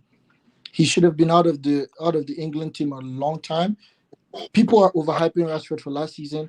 To me, he was dead as always. He just scored more goals. Neddy, I agree with you. I agree with you some points. I also want to add, as dead as I think Rashford is right now this season, I don't think he's a horrible player. I think the loss of Luke Shaw has hindered him a lot this season, because if you actually watch, most of his good plays are Luke Shaw doing the overlap run that drags away a defender, then it leaves him 1-on-1. This season, essentially, he's being doubled, if not tripled upon, each time he's leading them attacking situations. So that's why he looks more terrible this season. But just to let you know, when you're buying a player in 2024, it's no longer just on the pitch what they do. With Rashford comes brand. So you've got to take that into account as well. And he's obviously England's star boy as well. So like, I feel like the best outcome, what's going to happen, because I know he's not going to go. As much as I want him to go, he's not going to go. He's going to stay. I think. But then you keep a player that you don't want to. Like, you have to force him to play. You're forced to play him because he's on that wages. Like, Aubameyang was Arsenal's best player when they called his contract. Aubameyang and Ozil, they both got let go. Bruno and Rashford. Yeah, so we should. Were they marketable players like Rashford? Like, rip up his contract and tell him go find another team, because he's not improving. I don't think any manager has actually improved Rashford. I promise you. Like, people are saying he was good. He's literally doing the same things he was doing last season. He just had more motivation, maybe. Yeah. But like, he's been doing the same. He scored. When you look at his goals here, he scored from January all the way till March. That was probably his prolific period. And then he scored a bit before was it the World Cup or something? I don't know. And then when he came back, he scored a bit and then just didn't score again. But even his performance in the matches, Rashford would be non-existent. All of a sudden, boom, goal. Like, but that's the same thing Ronaldo was doing when he was here. And I wanted Ronaldo out. I never wanted Ronaldo in the first place. And everyone had to go at Ronaldo. So no, I never wanted Ronaldo in the first place. I grew up as a Ronaldo fanboy, but I always knew Ronaldo was shit since he went to Real Madrid. Can I ask a question, please? If I haven't seen the squad, but like, if Rashford's not in the squad, who's replaced him? I would actually buy another left winger. What was that? Sorry. So with the England squad, you say he's not in the England squad. So who's? Oh, the England squad. It's going to be one of Anthony Gordon, or Jack Grealish, I guess, is like the replacement for him. So what would be? So it'd be Grealish or Gordon's in the squad as well. Foden, Cole Palmer. Oh, is Gordon not injured? No, he's there. No, He'll he's be there. there. He'll be there. Oh yeah, then Cole he should Palmer's not a start. left winger, Then though, I want to him be to fair. start. No, but he'll be part of the winger option though. forwards. Yeah. Yeah. So Forwards. Yeah. okay, so that list, No- I think that's No fair. one's I sniffing, don't no have one's any issue with sniffing that. that right wing but Bukayo That's Saka, fair. though. You think Let's be you think honest. Yeah. Grealish deserves to be in there? He don't deserve to Yeah, I be there, think but I can Grealish understand does. why he's there. Grealish, Though. I can understand Grealish why is he's the there. player. So you know how what guys Southgate does when he say, "Oh, I have to carry Maguire and Henderson." I think Grealish is one of those players that you just take. Yeah. Grealish is a player who can doesn't- step up and win your football match. You need those players. Jack Grealish can Yes. step up and win you a football match. As- I don't know about win a Go football back match. last I don't- season. I Jack don't Grealish think- single-handedly won Man City a couple Gre- matches last season. I I think don't- I Grealish don't- is a very good player. He's a good player. He's a good player, but I promise don't. you, I don't if you guys watch football as much as I do, you would see these things that I'm saying. No, but I understand why I he's in the promise you. squad. though. I watch a lot I of understand football, why he's in bro. the I understand what I think. He's a good player. I think he's a solid player. Mhm. I think he can pop in and do a job, but I don't look at him as like, okay, 78th minute, I'm subbing on Jack Grealish to provide me a moment. Who kept Aston Villa up before he went to Man City? You can't. That was use like that four. That argument. was like 4 years ago. You can't use that But argument. he showed that He was can a do special it. player then. He was but providing has- moments then at Aston Villa. Okay, Since he went to has- City, he's so- provided that Arsenal moment last season. Yeah, Huge moment. exactly. I agree with that. Mhm. But that was the ball more coming to But him. but listen to what I said. Rather than saying, "Oh, I'll always take Maguire and Henderson because that's what," I'll just rather take Grealish instead. Like he's that kind of player you just take. If you because- want a Why moment, don't you I just would take I would Rashford? argue Marcus Rashford is much Why more don't you take capable of Rashford? No, bringing a moment in a game than Jack Grealish. Thank you, CK. Because I can argue, Nedu, we could argue, Come on. me and CK, Yeah. we're both in common consensus. We could both argue there's Yeah. been numerous amount of moments Rashford has stepped up to. So Yeah. why, if not more than Jack Grealish, so why wouldn't you? So you could just take Rashford for that thing. You see, if that's so the but reason- you also have to remember Jack Grealish went to a Pep Guardiola team. Guardiola, if you don't play how Guardiola wants you to play, No, I you're agree on with the that. bench. Look at Mahrez. Are you trying to tell me Mahrez did it multiple times, but Mahrez will still will still eat bench because Pep, if you don't do what Pep wants you to do, you're out of the team. Yeah. what's Facts. Pep? No, So I you agree got- with that. I- But then I feel like- those sort I of feel like those sort Grealish- of. Yeah. Sorry, go ahead. Sorry, No, I was feel just like saying. Grealish needs to leave Man City, and I honestly believe United Aston should be Villa. all upon that. We need to go in fully for Grealish. Like we need. Oh, a player I like agree. that. He had You would had buy him. Manchester You would United. get Grealish. I United. would go. I would tell them, please take Rashford, Before- give me Grealish, or I would drop. Oh. I want to pay more than 70 million for Grealish. If they want more than 70 million, I'm not going No, for he's him. not But worth 70. if they take 70 million for Jack Grealish, I would get him. He's like Nah, with, it's overpaying in my I opinion. would I get think him. when he was coming from Aston Villa, he had I would Man take United it. written. He had Man United Oh, written he would all have over him, bro. cooked. He In would front have of the Stretford cooked end, like under that sort of player. But when you play in a Pep-like system for what Yeah. has he been there 3 Yeah. years, those Mhm. habits get ingrained in you. Lucas Those sort of Sterling, things. you're right. Lucas Sterling. Yeah, man. so like Yeah. him going to England now. Sorry, Mr. Charlie, just wrapping up that one point. Yeah, Just let him wrap coming up, to yeah. England now and the player that he is now is not that Aston Villa moments Yeah. player would be my rebuttal to you. Yeah, but really, so you say that, but go back last season, watch Man City versus Leipzig. It was Jack Grealish. He had good moments. And At the end of that this season, match- he had good moments. Now- The now Crystal watch- Palace watch game CK, away, he watch was great. CK, go back after that match. Pep Guardiola was still giving him shit, but I was like, wait, what? Why? Because Grealish literally, I believe he just said, "F what Pep said. I'm doing what I want to do." You could see, like Pep always tells his wingers hog the wing, but Grealish was playing that hazard role. I call it the hazard role. The inside inside left winger, forward. that 10 that just hovers around the wing. He Yeah, literally half did space, that the yeah. whole game. After the game, Pep was still giving. I mean, this man just won you the tie, and you're still giving him a lot of shit. So like, I think it's still in Grealish's head, and that's why Pep is like, okay, this is not working out.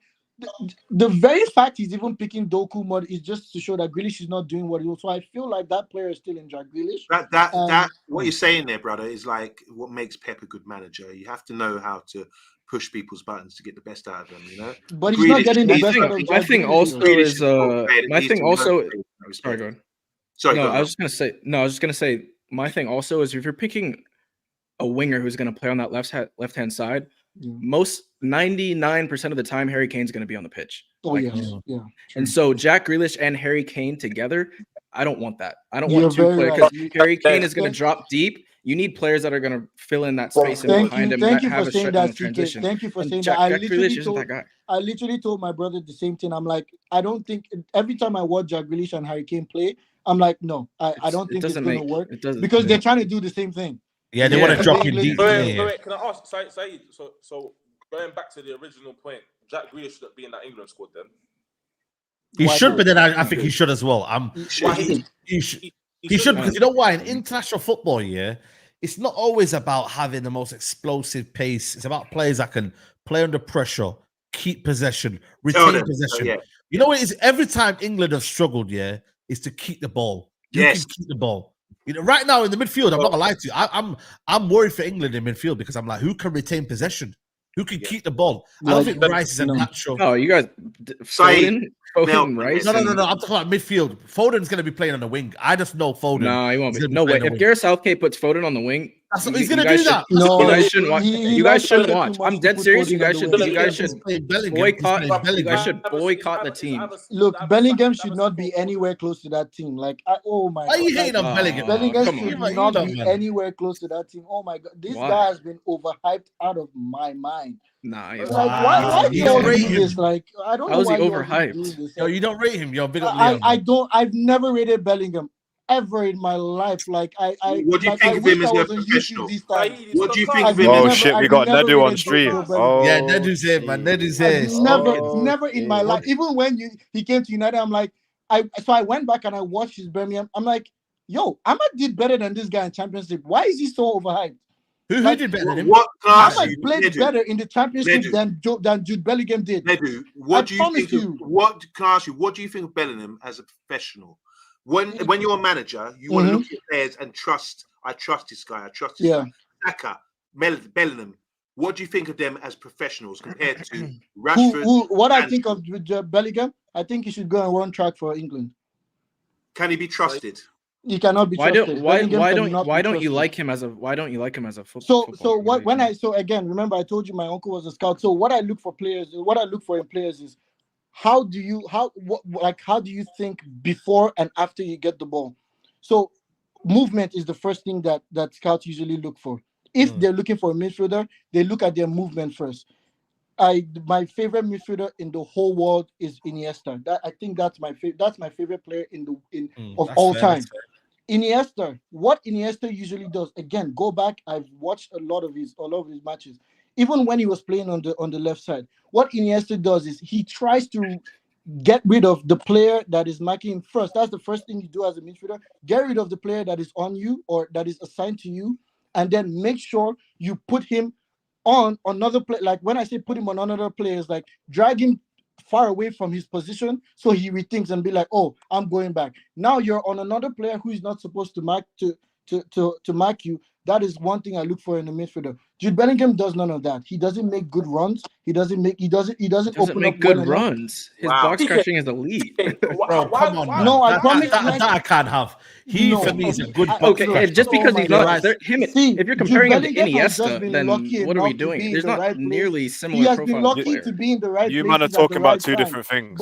He's always in the right place at the time that he needs you man are talking about two different things. One's talking about movement off the ball. One's talking about movement on the ball. I'm telling you, the goals he's scoring, he's been in the right places at the right time. Yeah, but you have to do that. That's a skill. Bellingham is not a football player in my eyes. It's not a skill, though. Somebody I'll look at and be like, Nedu, you're a bit harsh. He's a good player, but he's not. Because he's not. Just because he's not as aesthetically pleasing on the ball doesn't mean he's not. Nedu, hear me. He's a good player, but he's been overhyped. He's a good player. Yeah, that's fair then. If you say overhyped, fair. But don't say that. Isn't he like 20 years old? He's 20. He's 20.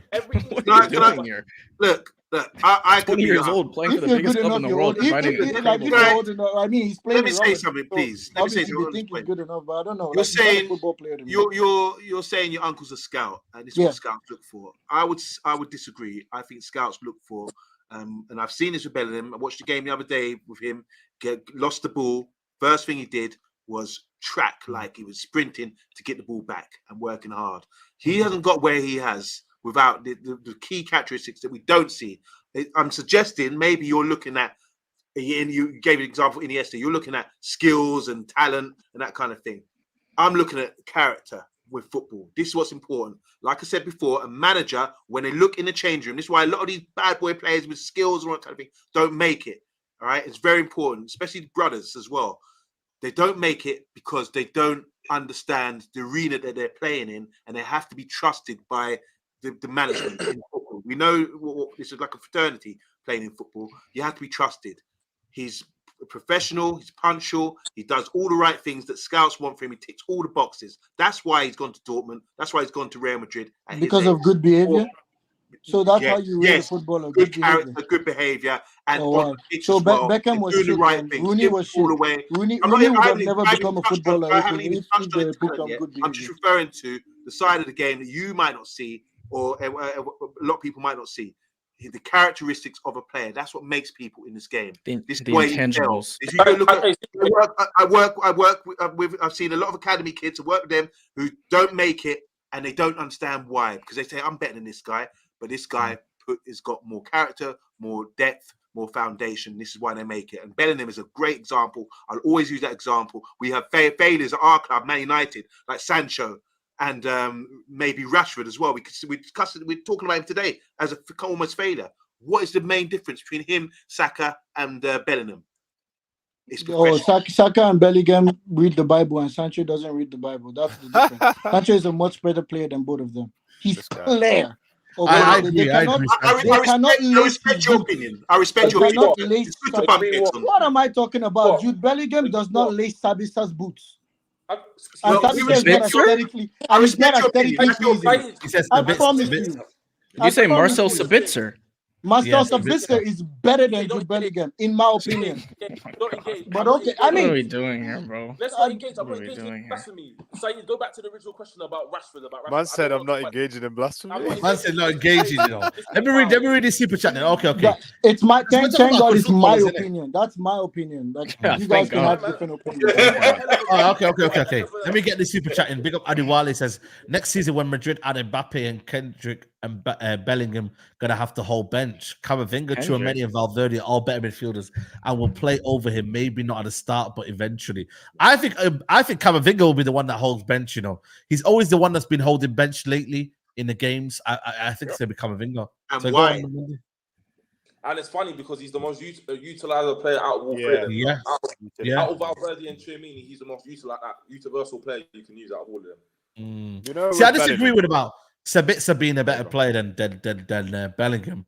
But like I said, don't buy it, Saeed. No. I'm just. Let me just reply this, because I feel like we're going too far with a point. You know, what I mean, you could say maybe Florian Wirtz is better, Musiala's better.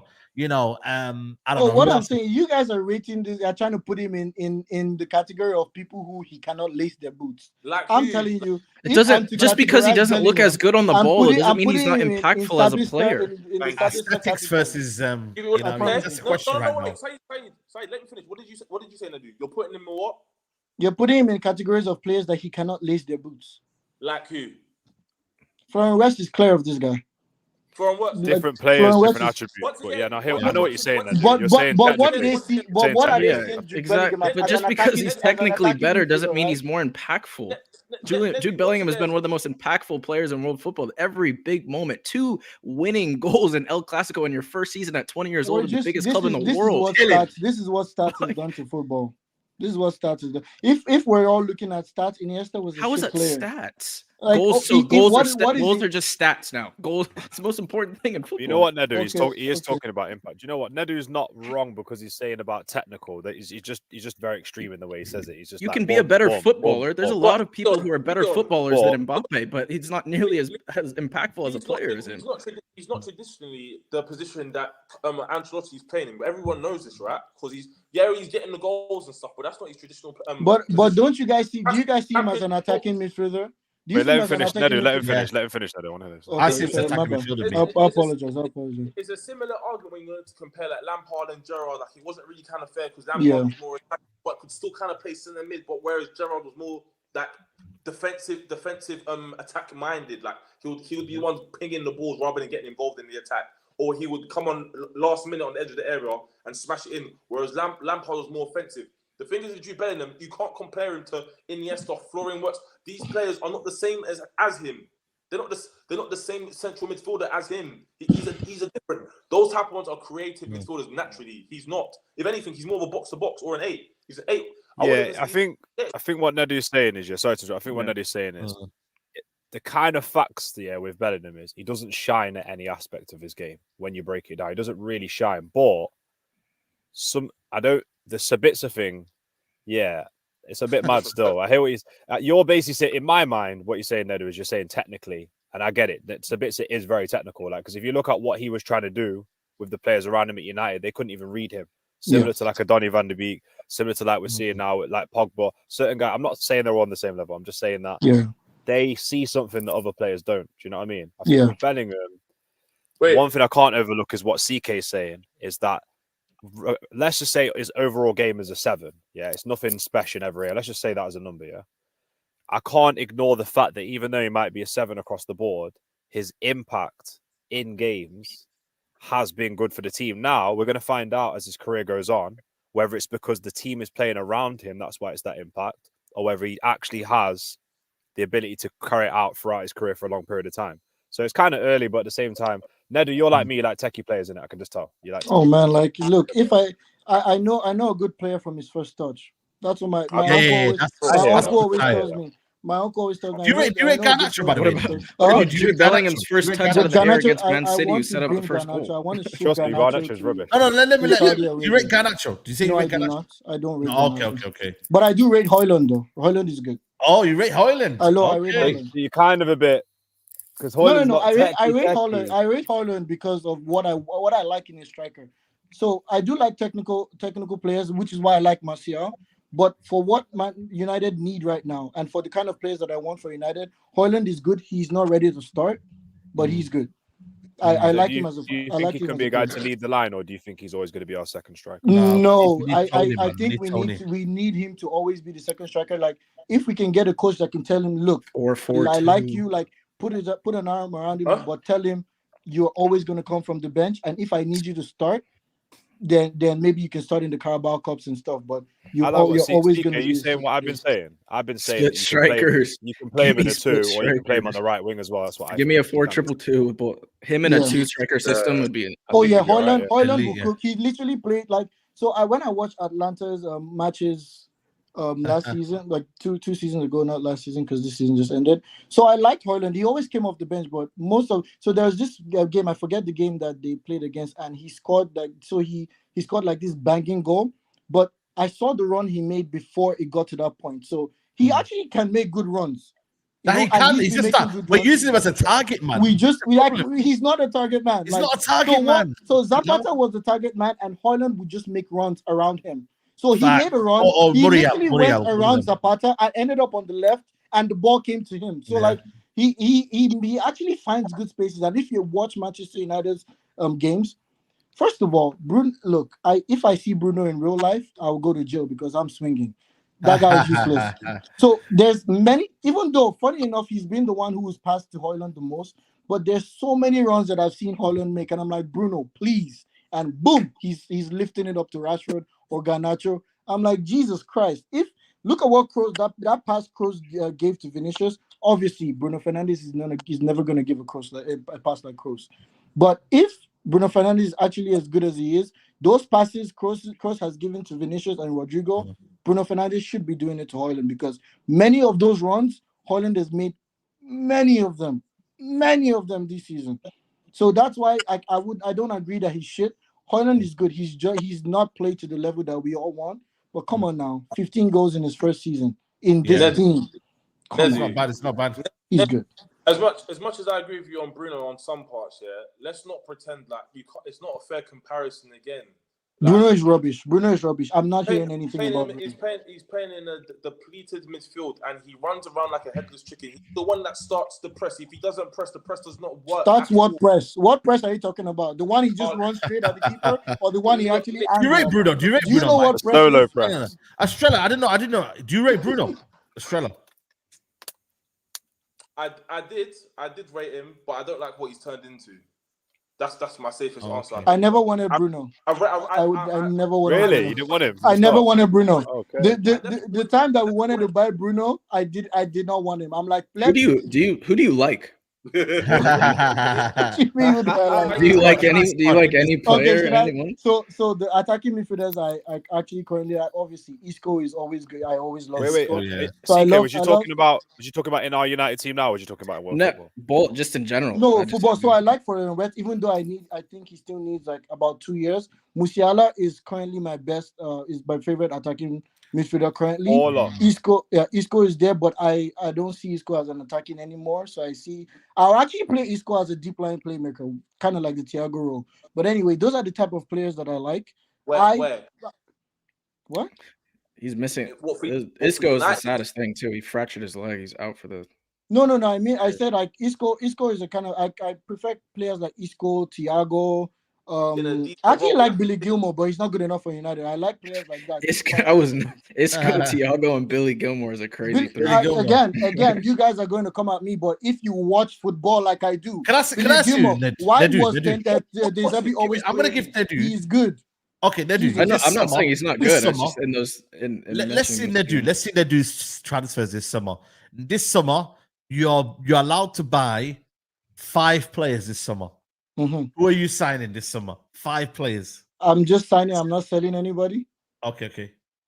So no, just forget selling for now. Let's start with a buy first. Okay, yeah? first of all, I'm going to go to. I'll try and convince Barkley to come to us rather than Aston Villa. Barkley. Okay. I want Barkley. So I want Barkley mainly to replace Eriksen. Eriksen is. I still think Eriksen is better than Bruno, but he's kind of losing legs. So Barkley is going to be there.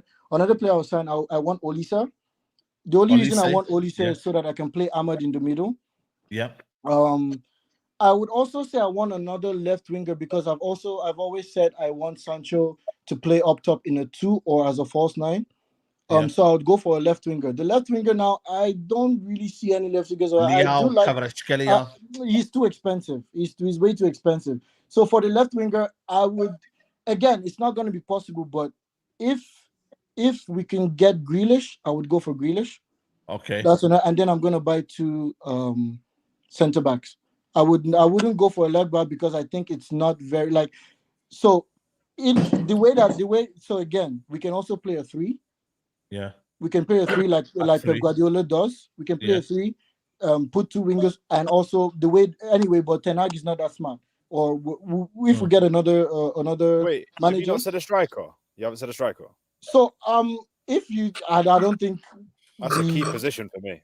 No. So it's just silent. Look, you guys listen. So I'm also thinking this is why I asked if nobody's going. So if we're keeping like the Rashfords and I'm trying to fit them into a team, and then if we're going to play like a 2 up, we don't need a striker. If we're going to play a 1, I'll go for Ivan Toney. But for what we currently need, like desperately, 2 center backs. We need another. Either we go for like an attacking midfielder because I don't like Bruno. But if we can't go for an attacking midfielder, go for Olise, play Ahmad in the middle, and go for another left winger because Garnacho is shit, and I also want to play my Sancho in the middle. But Sancho can play on the left too, I don't mind that. Nedu, I'm not gonna lie, you're moving like Ten Hag, bro. You've done the wrong order of the players, man. You spent the money in the wrong area. That's horrible, bro. Like to say if you only get 5 signings, that. Think about that, yeah. That's I mean, for what the team. I know we do need a striker. So you basically gasped when we signed Onana. You would have been like, yes, that's the first one. We should have got that one first. No. Okay, so last season I actually wanted a centre back first. So Onana, I don't like Martinez too. Again, you guys are gonna eat me for that, but I don't like Martinez. Hey, But you know what? I don't get this, man. What is it about Martinez? Everyone's still got something to prove, but he has been good.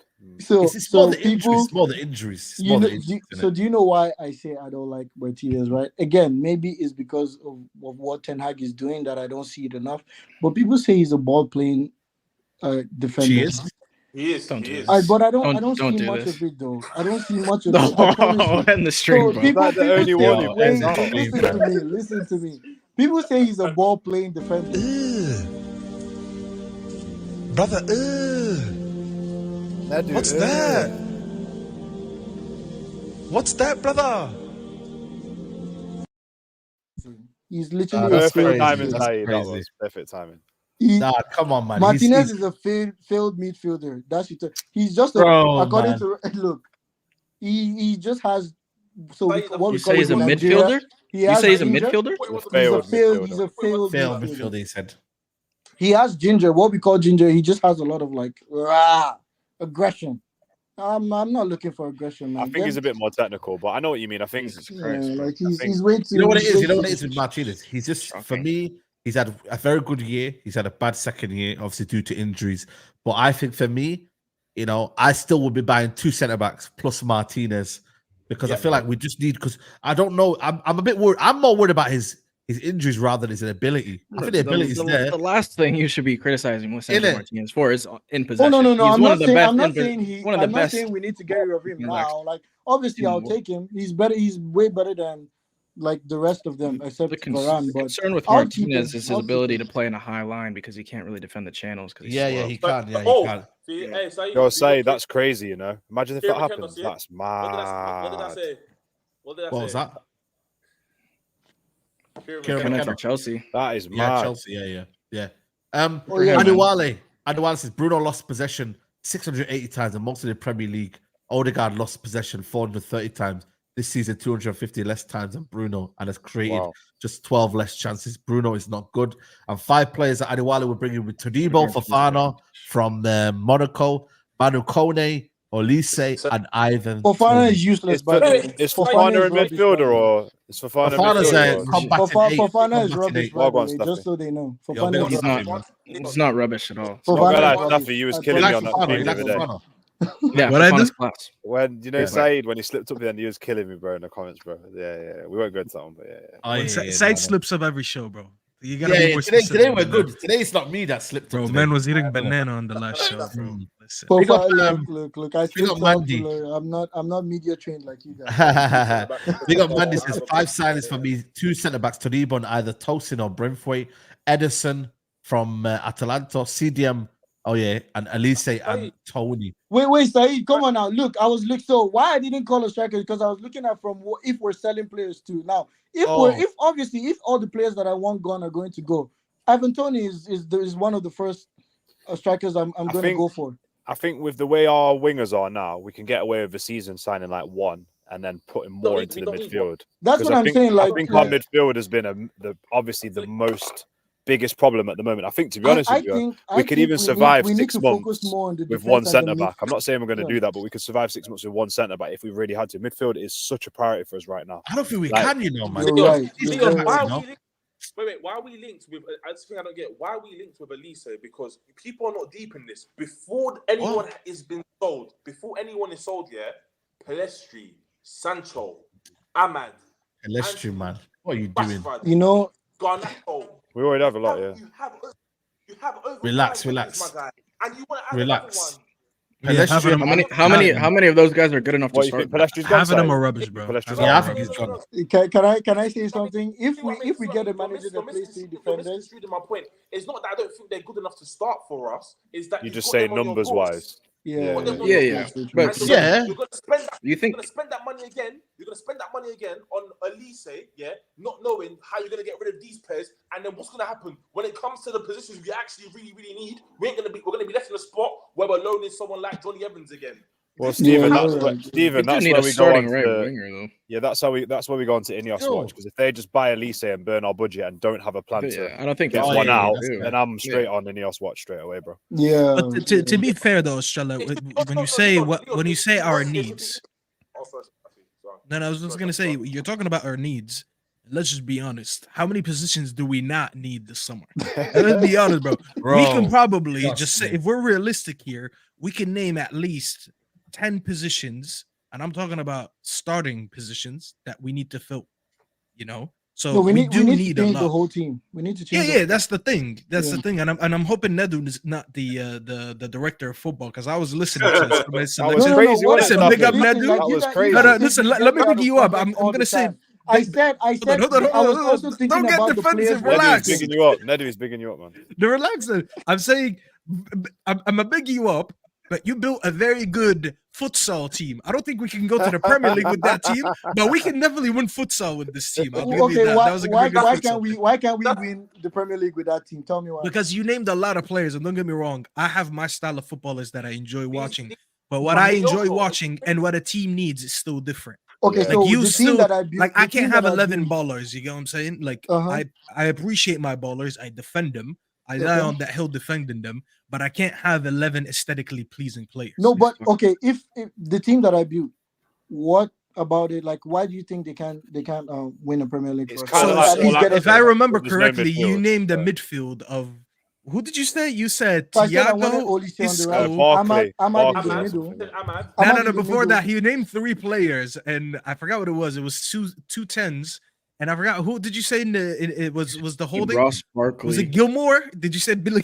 No. I said Ross You sounded Barkley. I crazy, said bro. Ross Barkley Oh, would be I get it. Ross Barkley would be a replacement for Ericsson, so he would come from the bench. Gilmore, I was just naming a player that I like. Like I like. That's the part I was talking about. Not the 5 you would No, sign. no. Before that, you said that. But not signing a No, not signing a I'm not 6 is saying equally I a said. problem. Remember, I said he's not good enough for Manchester United. But they asked me what kind of players do I like. I'm like, I love deep line playmakers like that. I was just giving you players that I like. No, I hear you, Nando. By the way, I can't tell you what to enjoy in football, what not to enjoy. Yeah, it's like football to me. It's like everyone has a taste in fashion. Everyone has a taste in food. I cannot tell you what to like. If you say I like mango juice and I say I like strawberry juice, none of us are wrong. You just have a different taste. No, that's right. But bro, what's wrong with strawberry juice? But anyways, I just never heard that. I don't even know that was a thing. I'm Egyptian. We do that a lot. But when it comes to building teams, every team is differently built. Like when you look at our teams under Fergie, imagine we had social media at the time. They'd be killing Fletcher because he wasn't aesthetically pleasing. Oh yeah. They would be killing O'Shea because O'Shea just played anywhere and everywhere. He wasn't the best at it, but he was a utility player. Park Ji-sung, people would tell you what does he do on the pitch, and they would show you his GA. They would have killed him. But that's why we need to watch out to things like that, because in order to have these ballers that we rate, we still need the sidemen. We need the sidemen in that team. Every Batman needs a Robin, and our team doesn't have enough Robins for us to get a Batman. You know what I'm saying? So you're not exactly, and we can't have too many Batman. You know what I'm saying? But like you guys, no. Like again, if you guys are telling me, oh, just any players in the world, come on, I'm gonna tell you, give me Rodrigo from Real Madrid, give me Musiala. I would get Rodrigo in a heartbeat right now, bro. Some people give me Rodrigo, play him on the left, give me Musiala, get Bruno out of here. I'm just saying, I had that question on my channel. Someone said, would you take Rodrigo? What kind of nonsense is that? What? Asking me, would I take Rodrigo? Like Rodrigo I have some is type better of. than Vinicius. Coffee's just saying that you also need it. players in the Premier League to do the dirty work as well. Yeah. You know what? It's not the dirty work. It's the physicality that we need. Yeah. Man City, That is we need a blend. We need a blend. You guys We need talk the about players. If you're talking what about is all players, this physicality stuff? hold on. Except Excuse Rodri, me. who is physical in Man Excuse City, me. and Walker. Okay. If you talk about Like players, everyone. My if you bad. talk about my bad. players, I understand you like the players that you like, technical players and that kind of thing, but you do need the balance. And what the issue we've had all season, we haven't had that physicality in the midfield, for example. So the first player I would be buying is someone I don't know. I don't check the transfer thing. I don't really watch foreign football too much, but I get someone that ticks the boxes, physicality, can hold So you're their basically saying allow Mainoo to play from and protect people running through us with transitions as well. So I want someone who's big and strong, because I think that's a main criteria that we're lacking in the side at the moment. Hey, So you're someone like Onana from Everton or something. I say this Can I just every ask you? week, man. Can I ask you a question quickly? Maybe. This is Yeah, go on. interesting. Yeah, this is interesting. Nedu's midfield three, and correct me if I'm wrong, would be Ahmad, Barkley, and Mainoo. What do I we never think about said that? that. I never Well, said you that. said you signed them too. I you said you signed them too, so who's playing ahead of them? Barkley is a replacement for Ericsson. You guys are not listening to me. You just No, I'm just I saying. did say that. I heard him say But that. I'm he not did say that. starting- He did I say said that. I'm not He said- I starting heard him. Like if we're like you said, 5 players, I'm going to get rid of Ericsson obviously, and then Barkley would start from the bench. So I Okay. want Casemiro to stay. Casemiro Also, and Mainoo Cas- would be my Mainoo Mainoo. would be my double pivot. Stuffy, hold that, man. Cas and Mainoo, Yeah, Cas and bro, Mainoo give it up, bro. would be my double Stuffy, pivot. hold that. Cas and That's Mainoo why I would said, be my thank double God pivot. Nedo's not the director of football. I'd have one more year of this bum in my team, man. Come on, man. Respect, Casemiro, man. I don't know how you guys can Respect. come at Cas when he literally won you your only trophy like last season. You know what they say about the old like days. the only No, trophy in let's 5 not- years. That's one. He's literally saved 2 goal line clearances for us. Twice, like in 2 Oh my consecutive god, games. bro! Like he gave up making like the 3 most goals tackles, against making the Palace. most blocks. What are you guys talking Wait. about? So Jesus because he Christ. had 2 goal line clearances, I'm supposed to forgive him for what he It's did all better. It's season. better on what your defenders did. Who's my defenders? I don't have any defenders. What did all your defenders do all season? Bruh, the last Bro, person I would expect Nedu to rate after all the stuff he Yeah, said it's was Casemiro. Casemiro. You rate I goalless, would- but I you would talking about rate- Casemiro. I would rate Casemiro for what he is. He's a destroyer. If I have main, What does he destroy? He hasn't destroyed he's a shit this destroyer. season. So if I'm playing too Wow. technically That's what he did. He gifted, destroyed if us. I'm playing too technically gifted One more players year, in the same Casemiro, midfield man. One more as year. Casemiro, he's Nah, like man. he would do his job, which is to destroy and cut out Bro, he passing can't lanes. run. So He what? can't What do you run. mean? Nah, that So that's a okay, miss, though. let me ask Nedu this, and How this about is a a miss? real question. Going into next year, explain to me our midfield, whether with what we have right now or with what we could sign in the summer. So if you want to sign someone, go ahead. But just tell me, who would you go in the midfield with next season? I'll play Kobbie and Cass. I would play Cass for one more season, yes, and then we can go find another number 6, of which I'm not the scout. Find a better I think number the 6. key's Right? number 10 in it. But keys if, are if taken I off was the if I now. could sign anybody, I would throw everything I got at Musiala. Or like I don't think Wet is What do ready you mean for the that's- Premier League. But again, but it's not possible. So what I'm saying is, So give me I a would actually realistic play midfield Ahmad you would in the go in with. middle. I would push Ahmad in the middle or play Sancho there because I've always been thinking about it. Sancho is better in the middle. Sancho. Sancho's best season in my eyes was when he played just off of Haaland. So like Yeah, I'll yeah, say play yeah. Sancho That's in the middle. 2021 season. Yes, play Sancho in the middle and let Olise and Ahmad battle on the right. But I'll play Kobbie and Bro, Casemiro. Now, this is the that would be instruction I'm elite going to team, give them. This is how I like to watch football. Kobbie Mainoo is good on the ball. He's not afraid to come collect the ball. So what I'm going to tell who the number 10 and Kobbie is. So now what you guys are going to do is you're going to create a triangle with Cass. Now Cass's only job is to destroy other people's play and or be there as the third option in a passing sequence. Now, if Kobbie Mainoo drops in as a deep line playmaker, now Cass is the number 6. Kobbie Mainoo drops as a deep line playmaker. Casemiro pushes up and over, and he also creates a. He basically takes Mainoo's spot, but all he's doing is just taking the position of Mainoo. All he has to do is block the person who is supposed to be marking Mainoo from going to get the ball. And Ahmad does is he will roam around and look for space. Also, I also like inverted left backs. Or if you're not inverting your left back, invert your wingers and tell your fullbacks to push upwards. What that is doing is overloading the midfield, and they're single-handedly creating triangles, and we're playing What that way. happens when you get corner break? So one second, Estrella. So that midfield, by the way, I just want to go by the midfield you described. So this is how I visualize it. Okay. So when you invert a midfielder, you create that box midfield in the middle. So we'll say that's Dalot because he's the only one that does that for us right now. Yeah. So the midfield would be shaped as Dalot, Mainoo, and then right in front of them would be Ahmad and Casemiro. Yeah. No. So, you think that's good enough? No. So I'm not creating. So when I say I like inverted fullbacks. So what I'm not saying how what this guy is doing it. The way Pochettino does it, I like it better. So the inverted fullbacks will actually go up like they'll play as 2 inside 10s.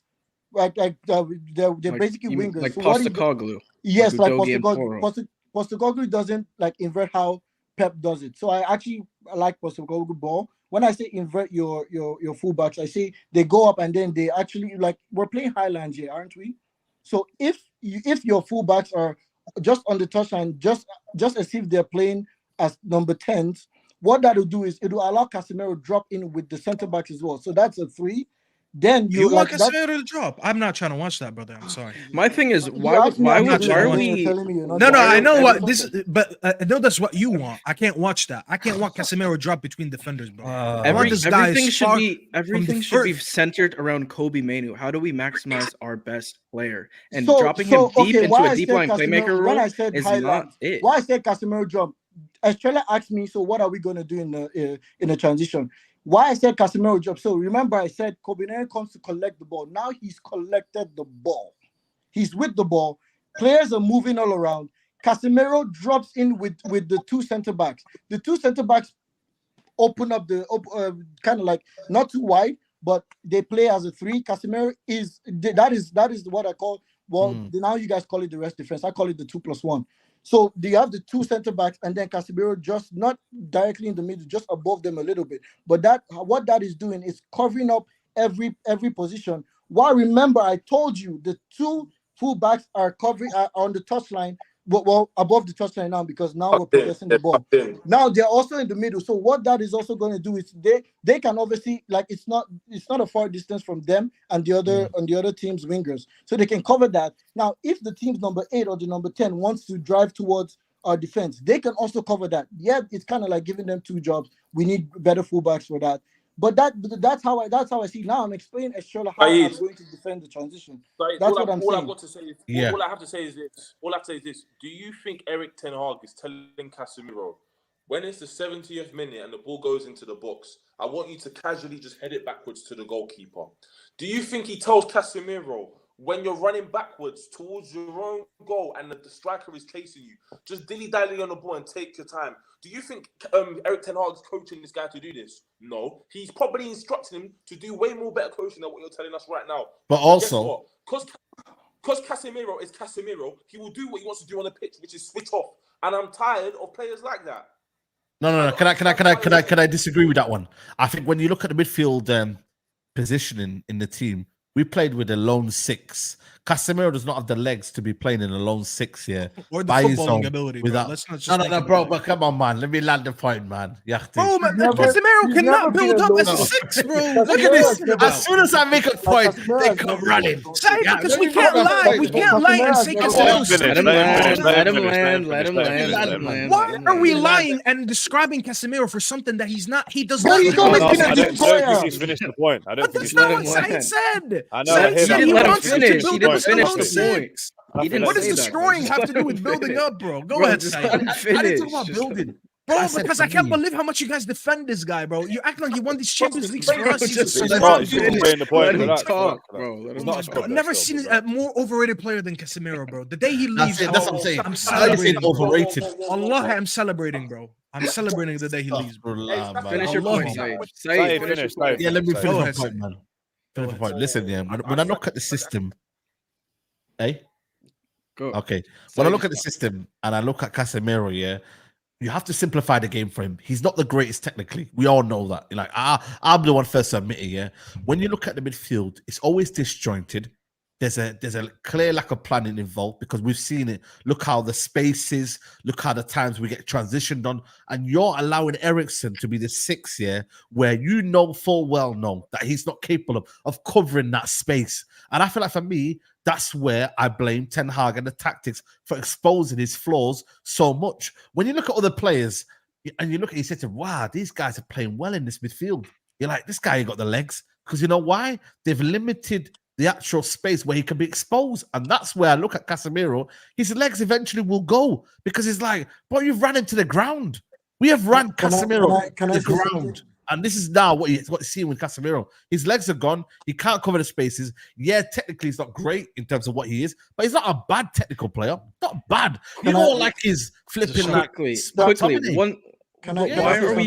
are we having to? Sorry, one super quick, Nino. Yeah, why are we trying to shoehorn someone into the starting 11 that we have to cover for when we can go out and buy someone like a Yusuf Fofana for 25 million? Oh my God! Who is incredible? He will not get exposed as well. Do you think that he will get exposed? Not nearly like Casemiro. He's incredible physical. He's incredible. He's incredibly physical, built for the Premier League, progressive, breaks lines, strong in duels. He's 25 million, and we won't have to worry. Oh, you have to do this and this to this and this to cover. But you know what, CK? A lot of people have been amazing in other leagues, come to the Prem and play badly. That's happened for years, man. Do you know what I mean? But my take on this. But there's a lot of players that have come from other leagues and slotted in. Let Leon land. Here's my take on it. Yeah. Did we buy the best Casemiro? No. Okay. No. That's out there. We didn't buy the best Casemiro. Yeah. Oh, Ten Hag's got a history, and Danny, devil in the details, big him up. Yeah. I remember he was on a stream of yours saying, I was watching it, and he was saying that at Ajax, Ten Hag did the same thing, where he just left the 6 by themselves in it. So Casemiro has been played all wrong. for another year, I can definitely take Casemiro for another year because he's got that experience and that little bit of quality every now and then. Staffy, he's not going to impact the game the way that you think I'm talking about. He's not that guy. That's what I'm saying. But he has a role to play as we transition into this new team. That's my opinion. Same as Varane, I think, had a role to play to transition to this team, and I'm gutted about him as well. But if we get an offer for him and it's reasonable, come on. If we get a 40, 50 million pound offer, then we can do what CK says as well. So, if we get that kind of call offer, him a scrub, Staffy, man. To call him a scrub, come on. Like, come on, Staffy. Come on, Staffy. Okay, when he's facing the play, you just always have to make sure he's facing the play. Can I say something, please? I think he's all right in the two. If Staffy again, if you actually watch him when he played in Real Madrid, you would see that. You see that? Okay, I saw the carry job. So are we? Is it? Are we? I saw the carry job. Don't worry. Huh? I saw the carry job, bro. Why do you think Cruz is retiring this early, bro? Stop it! Cruz is retiring, bro. Look. I don't know. Those 5 Champions Leagues. I don't know what kind of player you think Casemiro is, but what they did in Real Madrid was when Kroos or Modric comes to collect the ball, they said win the ball and get the fuck out of the way. That's what they told him. They said win the ball and get the F out of the way, and that's what he did, bro. That's what he did. This is the problem with the United fan base. If we revert back to all what the conversation was about, is when people do stuff like this. We get overcharged for these players that were once luxury players that are good. They then start to decline when they come to our club, and then when they're not performing, it's time to get out. They're gonna stay here because people like Nedu wants to give them praise where it's not deserved. Like, bro, you was good at Real Madrid back in the day. But I don't think we bought him thinking. When you eulogized him last year, what were you saying about last year? What were you saying last year? No, hold on. What were you saying last year about Casemiro? No, exactly. I'm sure you were sucking him off. Answer the question, then, It's basically like this, Them uncles that come back to the block. Back in my day, we used to drive Porsche through the ends and oh, we had all the designer drip of shopping from Paris, Italy. Bro, you're driving a Corsa now. That was back in the day, big man. Keep quiet. You're pushing a Corsa. Stop. That's what. Back in the day, 2021. Yeah, but I don't think we bought the prime. Casemiro, I don't think that's our expectation when we bought him. It wasn't for me anyway. We got Casemiro. We had a half good first season. The majority of the time, he was getting either suspended or he was injured. So he didn't actually play a large proportion of the games. People miss that as a misconception. He was good, though. He was an effective player. This season, he's been asked to play a position that's not his position, but electively, when he's been in midfield, he's been poor and lackluster. Yeah? So I'm not hearing none of this crappy... No. He had 2 goal line clearances. Come on, don't be disingenuous. Casemiro missed more games this season than last season. And we're still playing shit. So what are you talking about? Excuse me, what was that? Sorry? But you were the one that said we didn't blame the blame. I was arguing that we played. We didn't blame everything on him. Played better last no season, one said that. But you liked him last season, and then this season, all of a sudden, he's shit. When he missed more games this season than he did last season. I'm not calling him shit. I'm just saying he's not performing to the levels that he's on his wages. His wages are not representing what he's putting on the pitch. What player is performing to the wages to the level of the wages in Manchester United? And this is what I'm saying. This is why CK knows. I think me and CK have got a better understanding now. I don't do player agenda. I do United agenda. Yeah. If you're on 350k, big up United agenda. Follow them. I look at who else. What was that plug? That was such a weird plug. No one meant that. Exactly. I look at who else is in the Premier League that's at similar wages. Mo Salah. I go look at De Bruyne, Hojlund. I go look at Ivan Toney, and he's not even on them type of wages. Brother, we're paying him 350k to go like. You know what's mad, you go and blame the club all the time. You keep saying the club have done this and they've made this bad decisions. How about we made a bad decision in terms of not allowing a platform for Casemiro to thrive at Man United? Exactly. Why is it always? But these are not the players. You need to understand something. These are not the players that you build around Saeed. When Casemiro was good at Real Madrid, the midfield wasn't built around him. So you're saying he was dusted after 7 months? So after 7 months, no. Hold on. Okay. I'm being a little bit shameless on purpose. I'm sorry. What number 6 would you have gone for? What, last year or this year? Yeah. I don't care about last year because last year I agree he did decent. I agree he did. Okay, I agree he did decent. Yeah. But here's the thing. I want to just correct this notion that Saeed just said. Okay. You don't build teams around number 6s, especially I agree with that. At 30, 31. No, I agree, Unless I you agree have a with that as well. generational, like, unless you had, like, even though he wasn't a 6, unless you have a Conte in the team Yeah. who's absolutely amazing at destroying and carrying the ball, you start building stuff around him because he's a generational player. Casemiro, what he did is not generational. He's a very good player at the time at Madrid, but he's nothing crazy because there's much better 6s. Bro, this is revisionism, man. No, Wallahi, one second, man. Saeed. Okay, I'll let you land. Saeed, when we sit there and we talk about the best 6s in the game, Casemiro's not going to be top 5. There's a lot better 6s that occur in the modern era, in the last 10 years. Not in the modern era. I'm just talking about in general. In the modern era, of course, he was top 3 Top for 10. quite a while. He was top 10. Yeah, but I'm talking about in general. When you look at that Madrid midfield was not built around him. He came in and he actually improved that midfield. But that midfield was built about who? It was built around Modric, Kroos, and then eventually they brought in Isco. He was the missing piece because everyone else did the tidy work and he did the dirty work. Bro, he didn't build it. What? But no. Well, technically, he played a 6 in terms of winning the ball. But that's why I said on the pitch he was not. But that's why I said what is it? Thank you. But see, I wasn't joking when I said. No, I'm agreeing. I'm like saying he's not even like. No, he doesn't sit. No.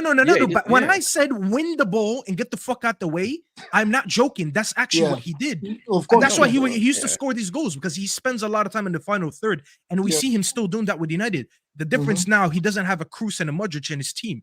But we should not be trying to build around a 6, let alone someone who's about to be 31, 32. I don't know his age. And he's on the other side of his career. But we're not building around him, though. No, but Saeed is talking about a way where we didn't accommodate for him. He is supposed to accommodate to what we have. Accommodating for him is buying better midfielders. No, we don't need to buy anything for him. We have a midfielder right now, and I'll tell you why. You have a midfielder right now who's 18 years old, who is perfect, who is generational according to some of us. No, I'm not saying he's a 6. I'm saying we have a midfielder that we need to build around. Mainoo's who we should be shaping the midfield around. He is the youngest between them, and he has the highest potential and the highest ceiling between them. I should not be sitting in 2024 thinking, how should I build a midfield for Casemiro? I should be thinking, how should I build a midfield in the next 5 years? But if you're building a midfield for Mainoo, I would say Casemiro and a better number 10. No, Casemiro's Ross, bro. Why can't we just accept these Ross? Not Casemiro. Does he make Mainoo look better, bro? Okay. Can I know what number 6 now that you would bring in that you actually think can do a better job? Oh, sorry, my bad. Good. Let him finish, sir. I'm doing that. Oh my God. If Amadou Onana had 5 Champions Leagues, you wouldn't be saying that. There's nothing Casemiro can do it right now. So I'll tell you, Amadou Onana is an 8. He's not even a 6. No, he's not He's 6. a number 8. How many times I'm gonna go on Saeed TV and say play Mainoo and what's his name Onana in a pivot? Onana. Oh, I say this every week. And you're always in the comments, Nedu. There's literally like 2 players. I don't rate him that highly. There's literally 2 players in world football that can play lone 6. I don't see him as a 6. There's literally 2 players in world football that can play lone 6. Like no one, that's the hardest position in the world. No one's asking Amadou. You are right. I would say if you guys want a 6, go for Kimmich. He's already having problems. He has 1 year on his contract. That guy's right back, bro. That guy's a right back. Just doing what we did again with Casemiro, just buying another player who's won everything.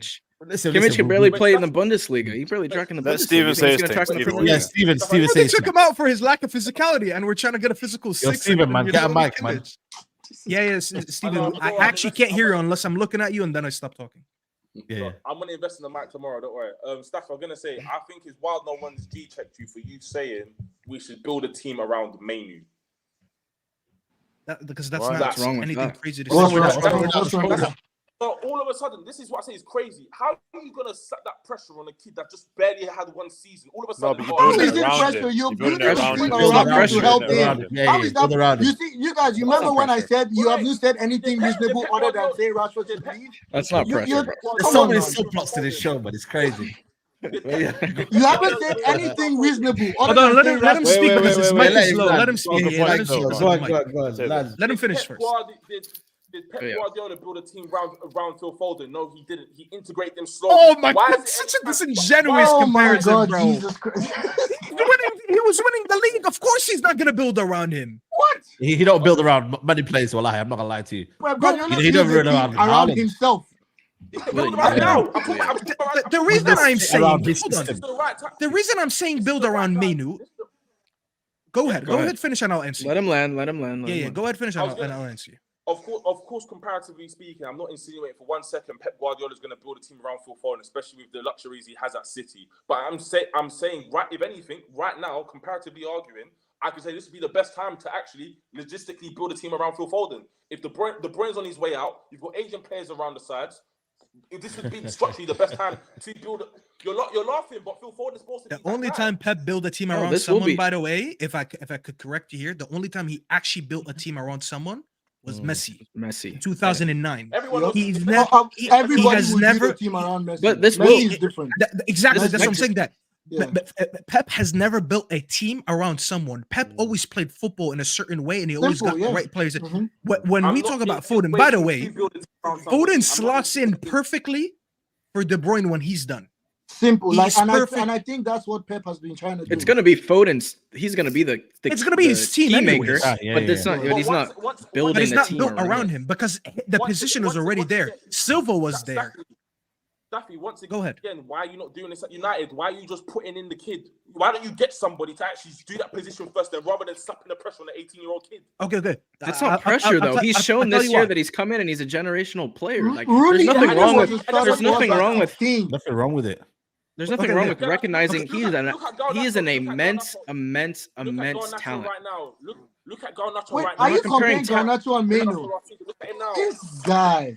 Garnacho and Mainoo is like, what is that comparison? Jesus They're Christ! not even close. How do you go from Garnacho to Mainoo? Like it's blasphemous putting Garnacho in the same sentence as Mainoo. Stop it. Who would you? Let me ask this, Trello. Who would you build a team around, a player around? Is there any player that you would say, or you just don't believe in that ideology? Lift the camera up as well if you can. I don't. Yeah. I don't believe in a system right now for United to build a team around one individual player because I believe everything's rotten. We don't have that structure in place. Okay, now that's fair. Okay, I can agree with that. If we was going to out the latter, I would obviously say Mainoo because he's center of the pitch. Obviously, more things are going to come from him rather than just Garnacho out the wing. My thing is this: last season we was all excited about Garnacho, saying he's an exciting talent. I wasn't excited about him, by the way. Okay, that's fine. That's fine. The bicycle kick, everyone was gassed, all of this stuff, the next gen Ronaldo, all of this stuff.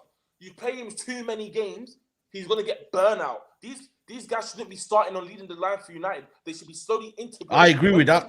Not every week as well. Yeah. Beckham and these now, when they were coming through, they were slowly integrated. They weren't, you had one good game or you had 3 good games. Now we're building a team around you or you're a mainstay in the team. It was, you're slowly getting integrated. That's why we need to put the structure in place before we start doing these decisions. Okay, that's all you're not wrong by saying that. Let me. Mainoo should... No, I don't agree. I just want to answer because I've been waiting to answer this whole build around Mainoo thing. So here's the thing: all the comparisons that you made, they're valid, but you're talking about that teams that were not in a transitional period like us. So Foden, as example, when we mentioned City, they were already winning stuff. The team was already set. You don't build a team that's already built. Same thing as Beckham, all these guys. There was players that were already there. Cantona was there, and all these guys, and they came in as kids. And they were integrated. There's a difference between the stages of these teams and the stage we're in. When I say build the midfield around Mainoo, I'm not saying build the whole team around Mainoo. I'm saying build it around Mainoo. Why am I saying build it around Mainoo?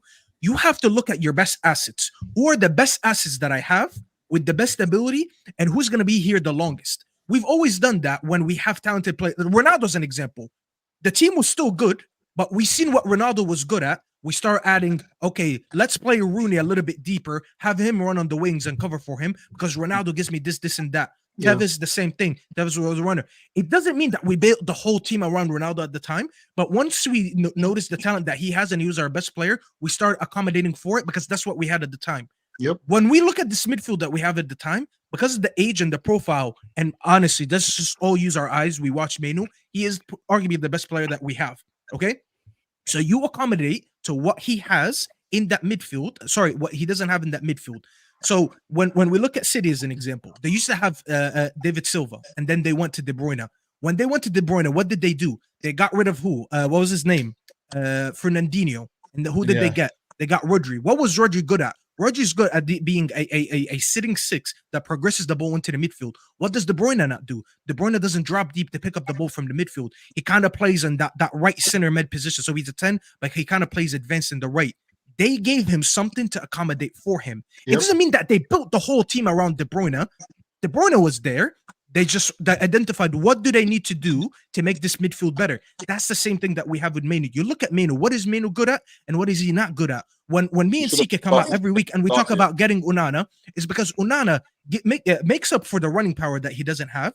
He helps him on the defensive end because Mainoo could defend, but he's not a lone six, so he needs someone to do the destroying job next to him. And he's actually good at ball progression, so he gives a lot of, and he makes up for the height that he lacks. So many things Onana has makes Mainoo a better player. So when in that essence, when I say build it around Mainoo, it's because if I identify between all midfielders, no one is worth building around except for him.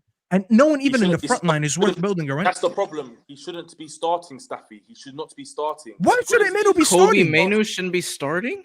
Why shouldn't he be starting? Because he's 18. Bro, who's better than him? Who's better than him? Who's better than him? No, hold on a minute. Estrella, who's better than him? Mainoo. Who's better than him? Why shouldn't he be starting? Just tell me. No, but it's not about issue. Forget the issue. Forget the issue. Forget the issue. Because you keep doing this all day. It's Man United. Forget the issue. Who's better than Kobbie Mainoo?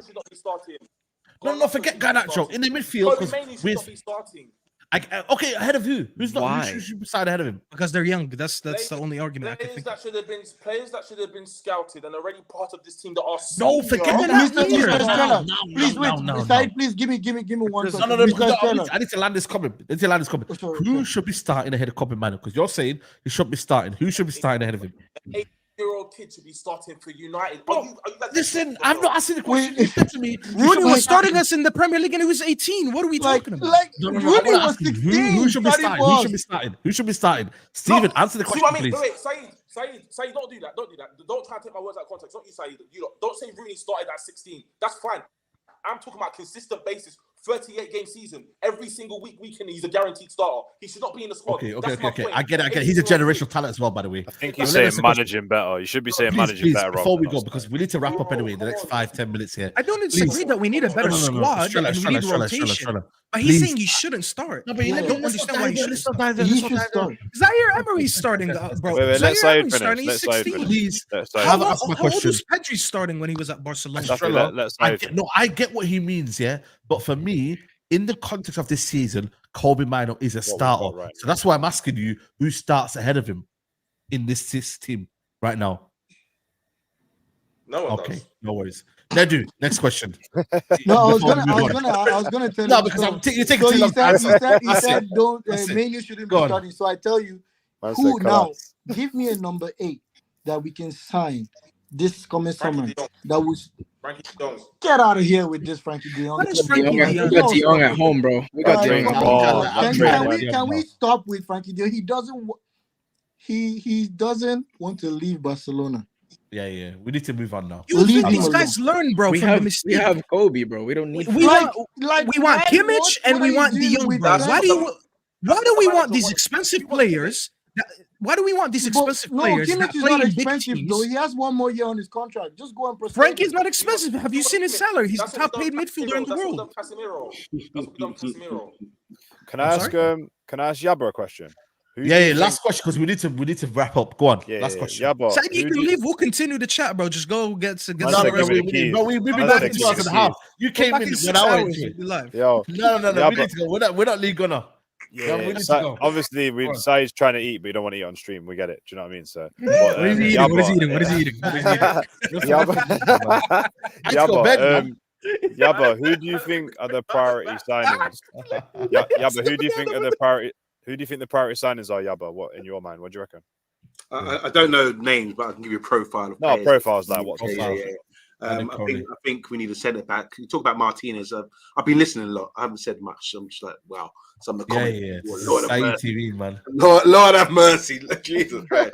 I think we need centre back. Varane's leaving. You talking about Martinez earlier. Yeah, he's a good ball player, but terrible defending in wide areas. I think. Thank you. Well, that's the only thing I've got an issue with. He should go then. Bring him someone better. Not that he should go. Why should he go? Because he has a weakness. Everyone's got strengths and weaknesses. I'm just highlighting one of the weaknesses that I feel in wide areas. He's a bit vulnerable there. I think we need a centre back, a left-footed centre back. Whether the boy from Everton, I don't know if we can spend. Brankwade is shit in my opinion. Anyway. Oh my god, bro! This guy's crazy, bro. That's one position. I think we need a right back to come in.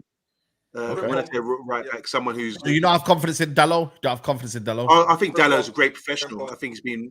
That's a player I've seen develop at the club. Yeah. If you say who's developed at the club, that's player. He's been very professional, good mindset, and kind of consistent as well. Really good player. I hope we keep him. I'm just saying, as backup, we need a right back. I don't think Wan-Bissaka fits the bill, and I think we need a physical midfielder, someone to sit in the midfield. I hate all these roles. I'm old, man. I'm nearly 50. I hate all these roles where they say DM, box to box, all that kind of thing.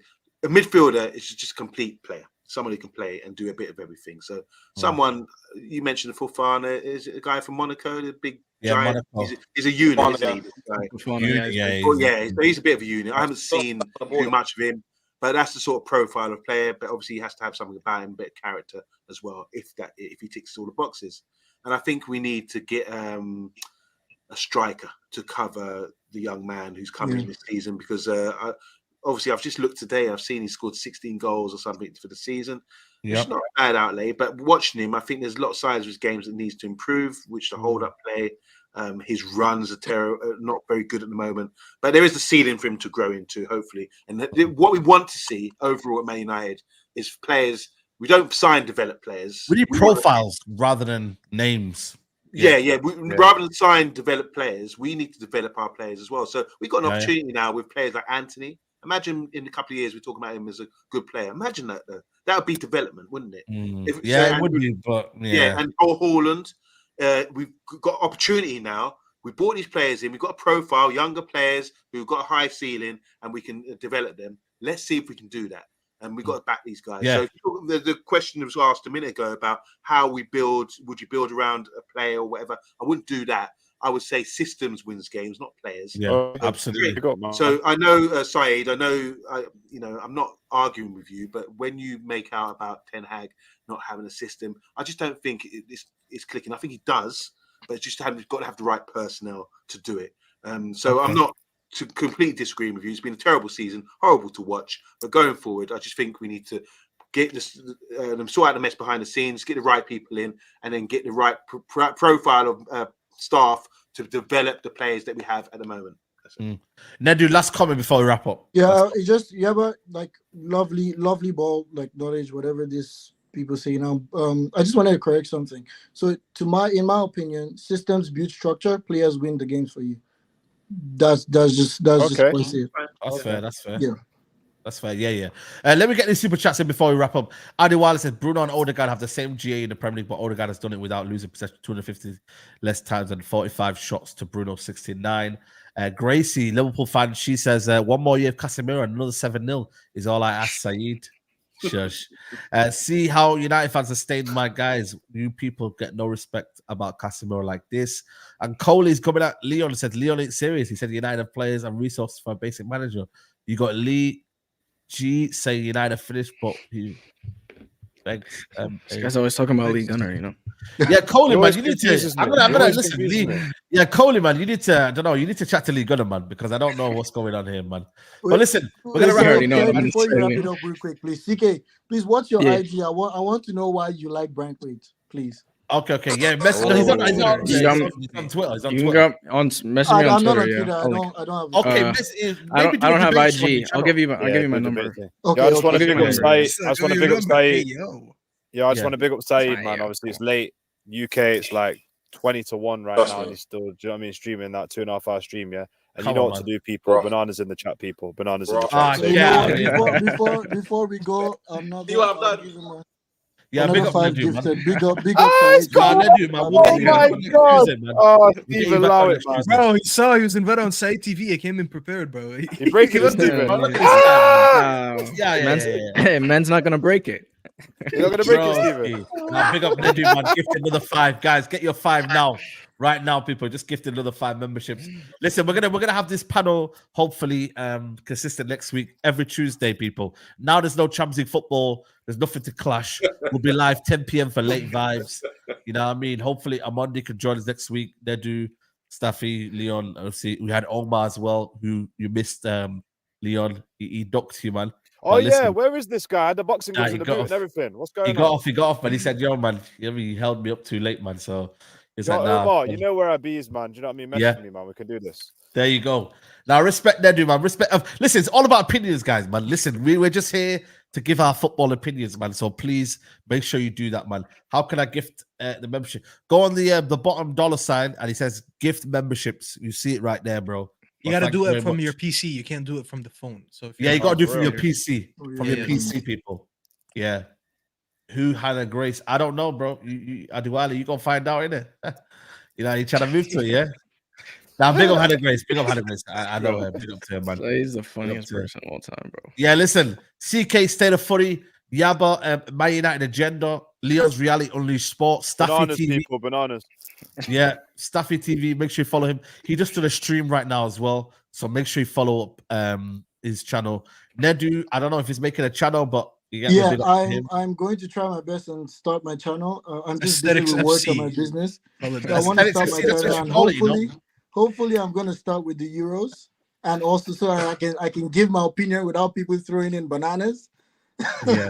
Listen, bro, this is all these bananas going back and forth. Listen, it's hey, bro.